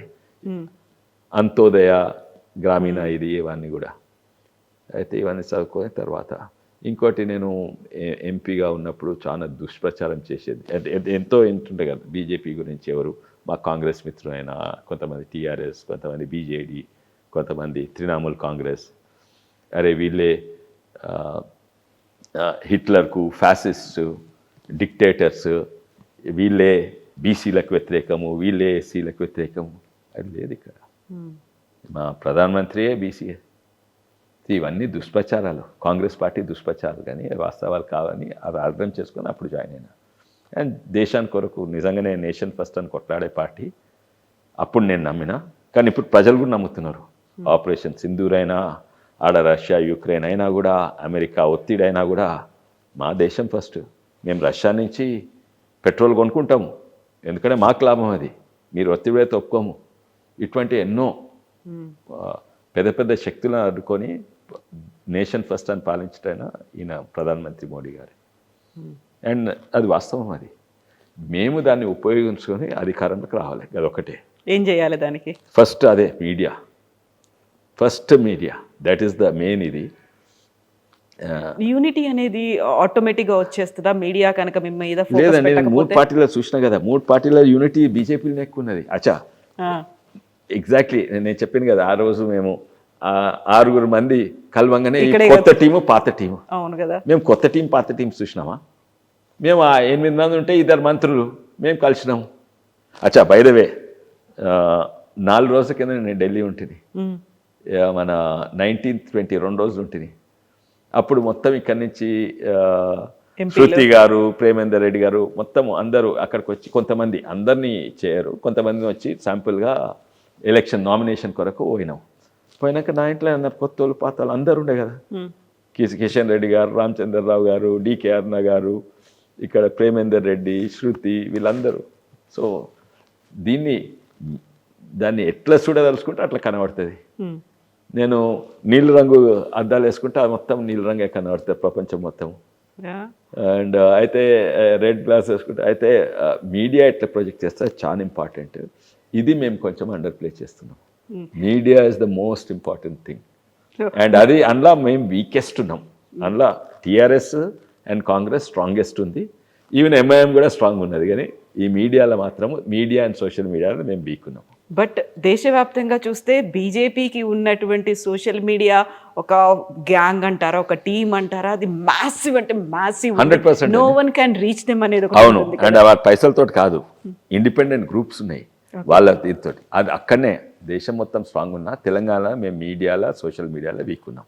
ఇప్పుడు బీజేపీ రాష్ట్రంలో రావాలంటే ఏం జరగాలి? పార్ట్ ఆఫ్ మీడియాని కాస్త పక్కన పెట్టేస్తే ఇంటర్నల్గా మీరేం చెప్తారు? సజెషన్ ఇవ్వాలి. మా ప్రచారం మంచిగా లేదండి. ఉదాహరణగా ఒకటేమో యూనిటీ మీద నేను చెప్పిన, యూనిటీ అన్నిట్లో యూనిటీ మా దగ్గర ఉంటాయి, కానీ మేమే లీస్ట్ యూనిటీ. మా ఐక్యత లేదా ఐక్యత అనే ప్రచారం అవుతుంది. అది ఇట్స్ పెట్టు. ముఖ్యమంత్రి గారు గుడ్డు పట్టుకొని తిరిగిండ్రు. ఏమి గుడ్డు ఇచ్చింది పోయిన బడ్జెట్లో, అంతకుముందు బడ్జెట్లో. గుడ్డు కాదు, ఈరోజు మ్యాక్సిమం వచ్చేది సెంటర్ నుంచే, గ్రామీణ ప్రాంతంలో. నేను లెక్కలు పెట్టి కూడా చూపెడతా. రోడ్లైనా ఏదైనా కూడా మ్యాక్సిమం మేము అంత బీజేపీకి యూపీ గుజరాత్ పోతున్నాయి. నేను లెక్కలు చూపెడతా. ట్యాక్స్ల రూపంలో అంతా మనం ఎంత కాదు. ఇంకోటి చాలా మందికి ప్రజలు తెలియదు, ప్రధానమంత్రి చేతులు అన్నీ ఉండయి. అది భారతదేశం గొప్పతనం, మన గవర్నెన్స్ గొప్పతనం. నాకు ఇష్టం ఉంటే ఈ రాష్ట్రానికి ఎక్కువ ఇచ్చుడు, ఈ రాష్ట్రానికి తక్కువ ఇవ్వలేను. ఇది అంత ఫైనాన్స్ కమిషన్ డిక్టేట్ చేస్తుంది. అయితే ఫైనాన్స్ కమిషన్ డిక్టేట్ చేస్తుంది. అండ్ నంబర్ 1 మోడీ గారు వచ్చినాక దాదాపు 33% పెంచిండ్రు. ఏంది డెవల్యూషన్ టు స్టేట్స్ అనేది. అంతకుముందు 100 రూపాయలు, అంటే కాంగ్రెస్ ప్రభుత్వం 100 రూపాయలు ఇక్కడి నుంచి యావరేజ్గా చెప్తున్నా, 100 రూపాయలు ఇక్కడి నుంచి అక్కడ తీసుకోపోతే ట్యాక్స్ పన్నుల ద్వారా 30-32 రూపాయలు వాపసు వచ్చేది కాంగ్రెస్ ప్రభుత్వం 2014 తర్వాత. అంటే ఇది ఇంకా మేమే క్రెడిట్ కాదు, అందులో ఫైనాన్స్ కమిషన్ క్రెడిట్ కూడా ఉంటుంది. మాంటెక్ సింగ్ అలువాలియా తర్వాత మన రిజర్వ్ బ్యాంక్ గవర్నర్ వీళ్ళు ఉండి చేసింది ఏంటంటే 100 రూపాయలు తెలంగాణ నుంచి అక్కడ పోతే 42 రూపాయలు కంపల్సరీ రావాలి తెలంగాణకు. అవి తీసుకొచ్చి తెలంగాణ ప్రభుత్వం చేతిలో పెడతారు. అవి కాకుండా దాదాపు 60% ఉంటాయి కదా, ఆ 60%లో కూడా ఎక్కడెక్కడేం తీయాలని ఉంటుంది. అందులో కూడా వస్తాయి తెలంగాణకు. అయితే వాస్తవం అందులో తక్కువ వస్తాయి. ఇవేం కంపల్సరీ ఇవ్వాలి, అందులో తక్కువ వస్తాయి.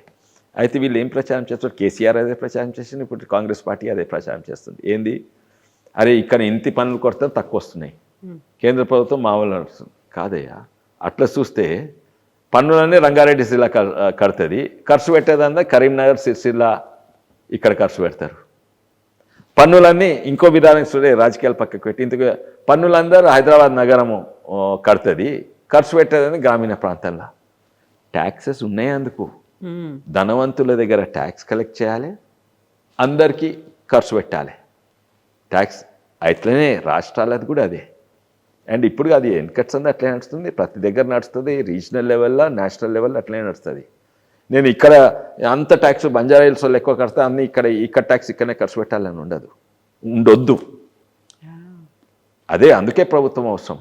ఓకే, ఇప్పుడు బీజేపీ అయితే ఉదాహరణగా అయితే దుష్ప్రచారం అంటుంది కదా, రైతులు వాళ్ళు 6 గ్యారంటీలు ఇచ్చిండ్రు.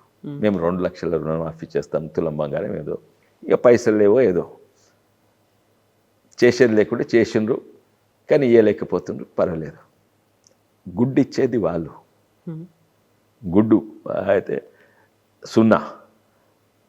ఈరోజు రైతాంగం బతుకుతుందంటే మేము ప్రతి ఏడాది ప్రతి రైతు కుటుంబానికి ₹1,00,000 కంటే ఎక్కువ ఇస్తున్నారు మోడీ నుంచి. ఎక్కువిచ్చుడే కాదు, గుజరాత్ ఇంకా యూపీ కంటే ఎక్కువ ఇస్తున్నాం. లెక్కలు చెప్తాను. తెలంగాణ ప్రభుత్వం డేటా ప్రకారంగా 35 లక్షల రైతు కుటుంబాలు ఉన్నాయి తెలంగాణలో. ప్రతి ఏడాది 25,000 కోట్లు సెంటర్ నుంచి వరి కొనుగోలు కొరకు ఇస్తున్నారు. అన్నిట్లో ఎక్కువ పర్ క్యాపిటల్ రైతుకు, అన్నిట్లో ఎక్కువ వరి కొనుగోలు యూపీ, గుజరాత్ కంటే ఎక్కువ ఇస్తుండ్రు. అరే వాళ్ళు ఎందుకు ఇస్తుండ్రు? వాళ్ళు ఇస్తుండ్రా? మేము బియ్యం వడ్లు ఇస్తున్నాం కదా. వడ్లు ఎవరికి అవసరం లేదు. మనం తినేదానికంటే 7 ఎక్కువ పండిస్తున్నాం తెలంగాణ. ప్రతి రాష్ట్రం తినేదానికంటే ఎక్కువ అవసరం. వరి దేశానికి అవసరం లేదు, ఎక్స్పోర్ట్స్ అయితే లేవు. ఎందుకంటే మన వరి క్వాలిటీ యూరియా వరి పండిస్తున్నాం. అయితే అయినా కూడా మన తెలంగాణ రైతాంగాన్ని ఆదుకుంటేందుకు 20,000 కోట్లు ఇచ్చి కొంటున్నాడు. అవి మురిగిపోతున్నాయా, లేకుంటే పౌల్ట్రీ ఫీడ్కి వాడుతున్నారా, లేకుంటే ఆల్కహాల్ తయారు చేస్తున్నా, అది వేరే విషయం. ఎక్స్పోర్ట్ అవుతుందా? అయితే లేవు, అది వాడుకో. ఎందుకంటే రైతాంగం అవసరం లేకుండా కొంటుండే, ఎందుకంటే రైతాంగాన్ని ఆడుకోవాలి. 25,000 కోట్లు ఇంటూ 35 లక్షలు అంటే ప్రతి కుటుంబానికి 71,000 వస్తుంది యావరేజ్గా. మళ్ళీ ఈ వరి ఎట్లా పెరుగుతుంది? అప్పుడు టీఆర్ఎస్ కాళేశ్వరం వల్ల పెరుగుతుంది. కాళేశ్వరం కూలిపోయినాక ఇంకా ఎక్కువ పెరుగుతున్నాయి. కాళేశ్వరం కూలిపోయిన పనిచేస్తుంది కదా, ఎట్లా పెరుగుతున్నాయి? ఇప్పుడు ఉత్తమ్ కుమార్ రెడ్డి గారు తను నిజమే మాట్లాడతారు. ఆయన లాస్ట్ ఇయర్ 24, 25 2,80,00,000 టన్ల వడ్లు ఉత్పత్తి అయింది, ప్రొడక్షన్ అయిందని చెప్పిండ్రు. మనం తినేది ఎంత? మన తెలంగాణకు అవసరం ఉన్నది ఎంత? 4 కోట్ల జనాభా, ఏడాదికి యావరేజ్ 72 కిలోలు తింటే అది 29 లక్షల టన్నులు అవుతుంది బియ్యం. అంటే వడ్లు అంటే 41 లక్ష. అంటే 41 లక్ష తింటే మనం పండించేది 2,80,000. ఎవరికి అవసరం లేదు ఆ వరి. అయినా కూడా ఆదుకుంటుంది. ఆ వరి ఎట్లా పెరుగుతుంది? కాళేశ్వరం కూలిపోయినాక ఇంకెక్కువ పెరిగింది, ఎందుకంటే యూరియా వల్ల పెరుగుతుంది. ఇంకోటి ఎంఎస్పి ఎంత ఇస్తుందో తెలుసా అండి? మీరు గూగుల్ చేసి చూడండి. మనం ఎక్స్పోర్ట్ ఎందుకు చేయగలుగుతామేమంటే WTO ఉంటుంది, world trade organisation. Dumping, anti dumping అని ఉంటుంది. అంటే మనము 100 రూపాయలకు ఉత్పత్తి చేసి జస్ట్ ఎక్స్పోర్ట్ డంపింగ్ కొరకు 50 రూపాయలకు అమ్మలేము చైనా అన్న వేరే దేశాలకు. మనం వరి మద్దతు ధర ఎంత ఉంది ఇప్పుడు? 2,300, 400 ఉన్నది. ఏది క్వింటాల్కు. మీరు ఇప్పుడే గూగుల్ చేసి చూడండి, ఇంటర్నేషనల్ రైస్ ప్రైజెస్. అమెరికా కూడా వరి పెరుగుతుంది, జపాన్లో పెరుగుతుంది, థాయిలాండ్లో పెరుగుతుంది, పాకిస్తాన్లో పెరుగుతుంది. ఒక దేశం ఇంకో దేశం నుంచి రైస్ ఎక్స్పోర్ట్ చేస్తే ఎంత అంటే 330 రూపాయలు టన్కు. ఏది అది బియ్యం అంటే అది దాదాపు 30-35 రూపాయలు కేజీ అవుతుంది. మనకెంత అవుతుందో తెలుసా? మనకు వడ్ల లెక్క బట్టి చూపెట్టినా లేకుంటే మిల్ చేసి బియ్యం చేస్తే మనకు 40 రూపాయలు అవుతుంది. మన ఎంఎస్పి ఇంటర్నేషనల్ రైస్ ప్రైసెస్ కంటే ఎక్కువ. అది ఎక్స్పోర్ట్ కూడా చేయలేదు, ఎందుకంటే యాంటీ డంపింగ్ వేసి పడుతుందని. అయితే మోదీ ఆదుకుంటున్నారు. తెలంగాణకు 75 యావరేజ్ 71,000 కొనుగోలు కొరకు, ప్లస్ దాదాపు 20,000 యూరియా సబ్సిడీకి, ప్లస్ 6,000 రూపాయలు ప్రతి రైతు కుటుంబానికి. ఇవన్నీ కలిపితే నేను లెక్క చేసింది 1,03,000 రూపాయలు ప్రతి ఏడాది వస్తుంది. వీళ్ళు 2 లక్షలు ఒక్కసారి ఇస్తా అన్నారు రుణమాఫీ, ఇప్పటి వరకు ఇవ్వలేదు. ఎంతోమందికి 1,00,000 కూడా రాలేదు, కానీ మేము ప్రతి ఏడాది వస్తుంది. అండ్ ఇదే కాక ఎన్నో పెద్ద పెద్ద డేటాలు స్టాటిస్టిక్స్ చూపెట్టచ్చు, కానీ అవన్నీ ఇడిచిపెట్టాను నేను. నిన్న సర్పంచ్ దీనికి వస్తే చెన్వేలి సర్పంచ్ ఇదే ప్రశ్న అడిగిండు. అయితే ఇదే సమాధానం ఇచ్చిన, మీకు వస్తున్నది, కానీ మీ చెన్వేలి గ్రామానికి నేను 4 సార్లు 5 సార్లు వచ్చిన. చివలలు ఉంటాయి చెన్వేలి గ్రామం. నేను మొట్టమొదటిసారి ఎలక్షన్స్ కొట్లాడిన 2014లో. అప్పుడు వచ్చినప్పుడు చెన్వేలిలో ఎన్ని మోటార్ సైకిళ్ళు ఉండే అంటే 30-40 ఉండొచ్చు. ఇప్పుడు ఎన్ని ఉన్నాయంటే 1000 కంటే ఎక్కువ మోటార్ సైకిళ్ళు ఉన్నాయంట. అంటే ఇంటికి ఒకటి కాదు 2 మోటార్ సైకిళ్ళు ఉన్నాయి. అప్పుడు ఎన్ని కార్లు ఉన్నాయంటే 2 కార్లు. ఇప్పుడు 50 కార్లు ఉన్నాయి చెన్వేలి గ్రామంలో. ఎక్కడి నుంచి వచ్చినాయి? కేంద్రం ఆదుకున్నట్టే. తెలంగాణ డబ్బులన్నీ కాళేశ్వరం పోయినాయి, ఈయన దగ్గర పైసలు లేకుంటున్నాయి. ఈరోజు రైతును ఆదుకుంటుందంటే, రైతు కుటుంబాలను ఆదుకున్నా, గ్రామ పంచాయతీని ఆదుకున్నా ఇది కేంద్రం నుంచే. అక్కడ లైట్ బుగ్గల కాడ నుంచి సీసీ రోడ్లు సెంటర్ నుంచి వస్తున్నాయి, శ్మశాన వాటికనే. అయితే చెప్పడంలో ఫెయిల్ అయ్యారా బీజేపీ? ఎగ్జాక్ట్లీ అండి, ఎగ్జాక్ట్లీ ఇవన్నీ చెప్పడంలో మేము ఫెయిల్ అయినాము. మా ప్రచారం మంచి లేదు, అవతల దుష్ప్రచారం చాలా మంచిగా ఉన్నది, బలంగా ఉన్నది. ఎందుకని మీరు చేసిన పని మీరు చెప్పుకోలేకపోతున్నారు? అది రాజకీయంగా దూరం అవుతున్నారు, లేకుంటే మీ మీద ఒక ఆరోపణలనే? అదే అంటున్నాను, రెండు ఉన్నాయి. నేను ప్రతిసారి మీడియా అంటున్నా, మళ్ళోసారి కూడా అంటారు. మీడియా పాత్ర మాది కూడా ఉన్నాయి, కొన్ని తప్పులు మాది కూడా ఉన్నాయి. తప్పులు మీది ఒక కలెక్టివ్ గా ఉండాల్సిన రెస్పాన్సిబిలిటీ అనేది ఉంటుంది. మామూలుగా ఇప్పుడు మొన్న మహారాష్ట్ర లోకల్ బాడీ ఎలక్షన్స్ అయితే డబుల్ ఇంజన్ సర్కార్ కాదు, ట్రిపుల్ ఇంజన్ సర్కార్ వచ్చింది. సో అలా డబుల్ ఇంజన్ సర్కార్ అనేది ఎప్పటి నుంచో వింటున్నాం తెలంగాణలో. ఆ దిశగా కదలాలి అంటే కేంద్రం కంటే కూడా ఇక్కడ కూడా మీ దగ్గర యూనిటీ అనేది ఉండాలి, ముందుకెళ్ళాలి అనేది ఒక డ్రైవింగ్ ఫోర్స్ అనేది ఉండాలి. అది మిస్ అవ్వకుండా ఇప్పటి నుంచే దాన్ని పట్టాల మీద ఎక్కించాలంటే ఏం చేయాలంటారు? చెప్పిన మేము ప్రచారం మంచి చేసుకోవాలి. ఇంకోటి కొంతమంది మా దగ్గరనే కార్యకర్తలు ఉంటారు, కొత్తోళ్ళు, వీళ్ళు వాళ్ళు. అండ్ కొత్తోళ్ళు అంటే నేను కూడా కొత్త అయిందే, కానీ రాజకీయ ఎక్స్పీరియన్స్ లేని వాళ్ళు. అండ్ వాళ్ళకి ఎన్నో ఆశలు ఉంటాయి, వచ్చింది ఓ కారణం వల్ల. అండ్ దీంతో కొంచెం డిస్టర్బెన్స్ ఉంటాయి, కానీ అవి యాక్చువల్లీ చాలా తక్కువ. ముఖ్యంగా నేను బయటికి ఐక్యత చూపెట్టాలి, కానీ చూపెట్టుకోలేకపోతున్నాము. చూపెట్టుకోలేకపోతున్నాము. అండ్ దీంట్లో మాది కొంచెం పాత్ర ఉన్నది, మీడియా ఎక్కువ పాత్ర ఉన్నది. అండ్ మాకు చాలా బాధ్యత ఉన్నది. నేను చెప్పిన కదా 3 పార్టీలు ఉంటుంది, అన్నిట్లో ఫ్రీ అంటే టీఆర్ఎస్లా నేను ఇష్టమున్నది చేసుకోవచ్చు. కొన్నిసార్లు ఇక్కడ ఓకు అక్కడ ఓకు, ఇది చేయి అది చేయి చెప్తారు. బీజేపీలు ఉంటే ప్రతి వారం ఏదో పనిస్తారు. ఇంకోటి అంటే వాళ్ళ బీజేపీ పార్టీ అంటే వాళ్ళ దృష్టి మెయిన్ మాది ఎలక్ట్రల్ పాలిటిక్స్ వరకు మాకు చేతులు కట్టేసినట్టు అవుతుంది. ఎందుకంటే బీజేపీ పార్టీ అన్ని పార్టీల వాళ్ళు ఏంది, పొలిటికల్ పార్టీ ఉంటే నెక్స్ట్ ఎలక్షన్ ఎట్లా గెలవాలి, వాళ్ళ విజన్, వాళ్ళ పాలసీస్, వాళ్ళ చెప్పిన మాటలు అంతవరకే. బీజేపీ ఏమో 2047 వరకు మేము వికసిత్ భారత్, వాళ్ళ 10 ఏళ్ళ ప్లాన్ ఉంటుంది, 50 మంచి దేశానికి మంచిది, కానీ రాష్ట్రానికి మంచిది. కానీ మాకు రాజకీయాలకు ఎలక్ట్రల్ పాలిటిక్స్ డిసడ్వాంటేజ్. అది 50 ఏళ్ళ తర్వాత ఎట్లుండాలి, 10 ఏళ్ళ తర్వాత ఎట్లుండాలి, బీజేపీ అది చూస్తుంటుంది. వేరే పొలిటికల్ పార్టీ రేపటి గురించి చూస్తుంటాయి. మా బాధ్యతలు కూడా అట్లే ఉంటుంది. మీరు కింది నుంచి జాతీయవాదం పెంచాలి, వేరే పార్టీలు మీరు కింది నుంచి ఓట్ బ్యాంకులు ఓట్లు ఎట్లా తీసుకురావాలంటుంటుంది. మీరు కింది నుంచి దేశాన్ని సిద్ధాంతాన్ని పెంచాలి, జాతీయవాదం సిద్ధాంతాన్ని పెంచాలని మాది ఉంటుంది. దాని కొరకు ఇప్పుడు సంసద్ కేలియా తర్వాత ఎన్నో ఉంటాయి. ఈ రామ్జీ గురించి ప్రతి వారం ఏదో ప్రోగ్రామ్ ఉంటుంది. ఇంకోటి ఏంటంటే నాకు మంచిగా అనిపిస్తుంది, కానీ పొలిటికలీ అది ఎక్కువని నాకు నిజామాబాద్లో బాధ్యత ఇస్తుంది, నన్ను ఇక్కడ కరీంనగర్లో బాధ్యత ఇస్తుంది. టీఆర్ఎస్ పార్టీ నువ్వు అక్కడ ఎందుకు పోతున్నావు, అక్కడనే ఉండాలని అంటారు. ఇక్కడ వాళ్ళు అక్కడ పోద్దు, అక్కడ వాళ్ళు ఇక్కడ. మాకేమో మొత్తం రాష్ట్రంలో ఓసారి ఖమ్మం పోమంటారు, ఓసారి ఇక్కడ పోమంటారు, ఎక్కడెక్కడనో వాళ్ళు నేను ఏదేదో ప్రోగ్రామ్. అయితే ఏడాదికి ఓ 10 ప్రోగ్రాంలు అట్టుంటాయి. ఓసారి భువనగిరికి పోమంటారు, భువనగిరిలో ఈ కార్యక్రమాన్ని ఇన్ఛార్జ్. అయితే వాళ్ళు నువ్వు నీ దగ్గర ఉండి నువ్వు ఎంపీ గెలువు, నీ లక్ష్యం ఏంటంటే నెక్స్ట్ ఎంపీ నువ్వు గెలవాలి, లేకపోతే నెక్స్ట్ ఎంపీ సీట్ బీజేపీ ఉందా అది ఉండదు వాళ్ళకు. అది కూడా ఉంటుంది కానీ అది సెకండరీ. మీ దగ్గర జాతీయవాదాన్ని పెంచాలి అట్లా. సో ఎలక్ట్రల్ పాలిటిక్స్కు KCR the most maximum winning ఇది. దాని తర్వాత కాంగ్రెస్, దాని తర్వాత ఇది. అయితే మేము మాకు కష్టం ఎక్కువ పడాలి, సేమ్ రిజల్ట్ వస్తుంది, మాకు కష్టం ఎక్కువ ఉంటుంది.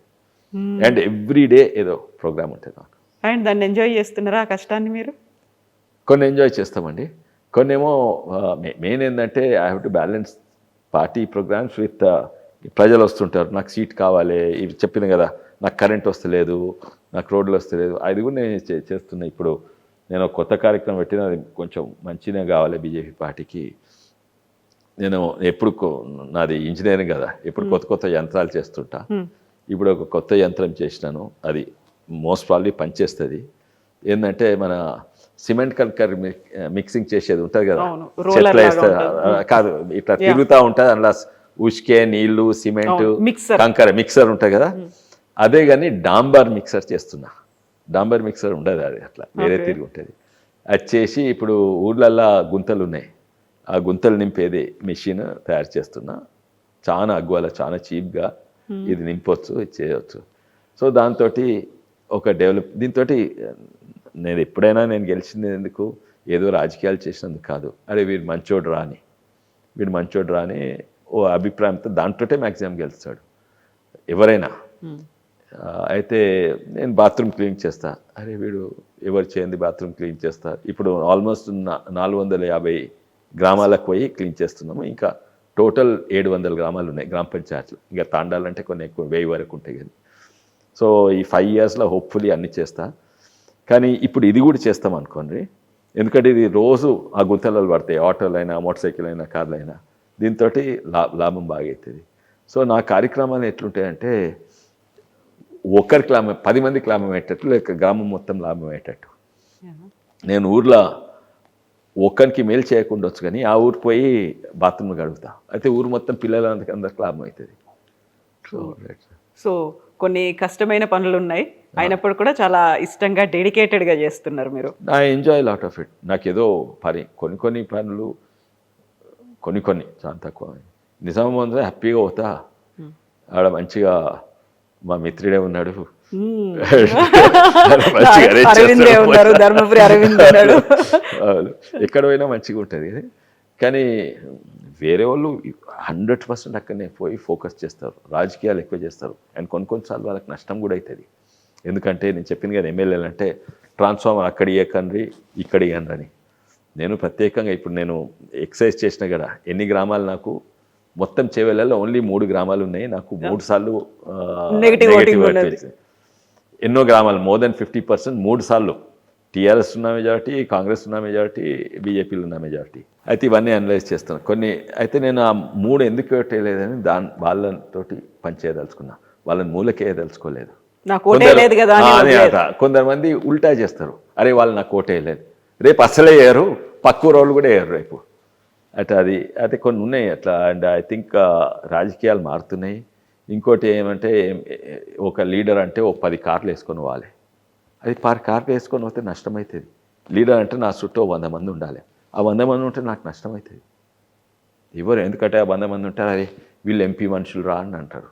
అంటే ఏమన్నట్టు నేను ఎంపీ మనుషులు కానా? సో చాలా ఆ పాత రాజకీయాలు ఇప్పుడు పనిచేస్తలేవు, చాలా మారుతున్నాయి. అండ్ నేను మొన్నటి వరకు ఈవెన్ టీఆర్ఎస్ ఉన్నా, కాంగ్రెస్ ఉన్నా, నేను ఒకటే వెహికల్ పోతుంది, నా వెనక వెహికల్ ఉండదు, నా కార్లో ఎవరు కార్యకర్త కూర్చోరు, ఏదో పని ఉంటే కూర్చుంటారు. కానీ నేను 10 మందిని వేసుకొని పోతే అది నా ప్రకారంగా నష్టం అవుతుంది. అంటే నాకు సూట్ అయ్యేది వేరే వాళ్ళకి సూట్ కాకుండా, కానీ నాకైతే ఇదే సూట్ అవుతుంది, ఇట్లే ఉండాలి. ఫ్యూచర్ రాజకీయాలు కూడా ఇట్లే ఉంటాయి.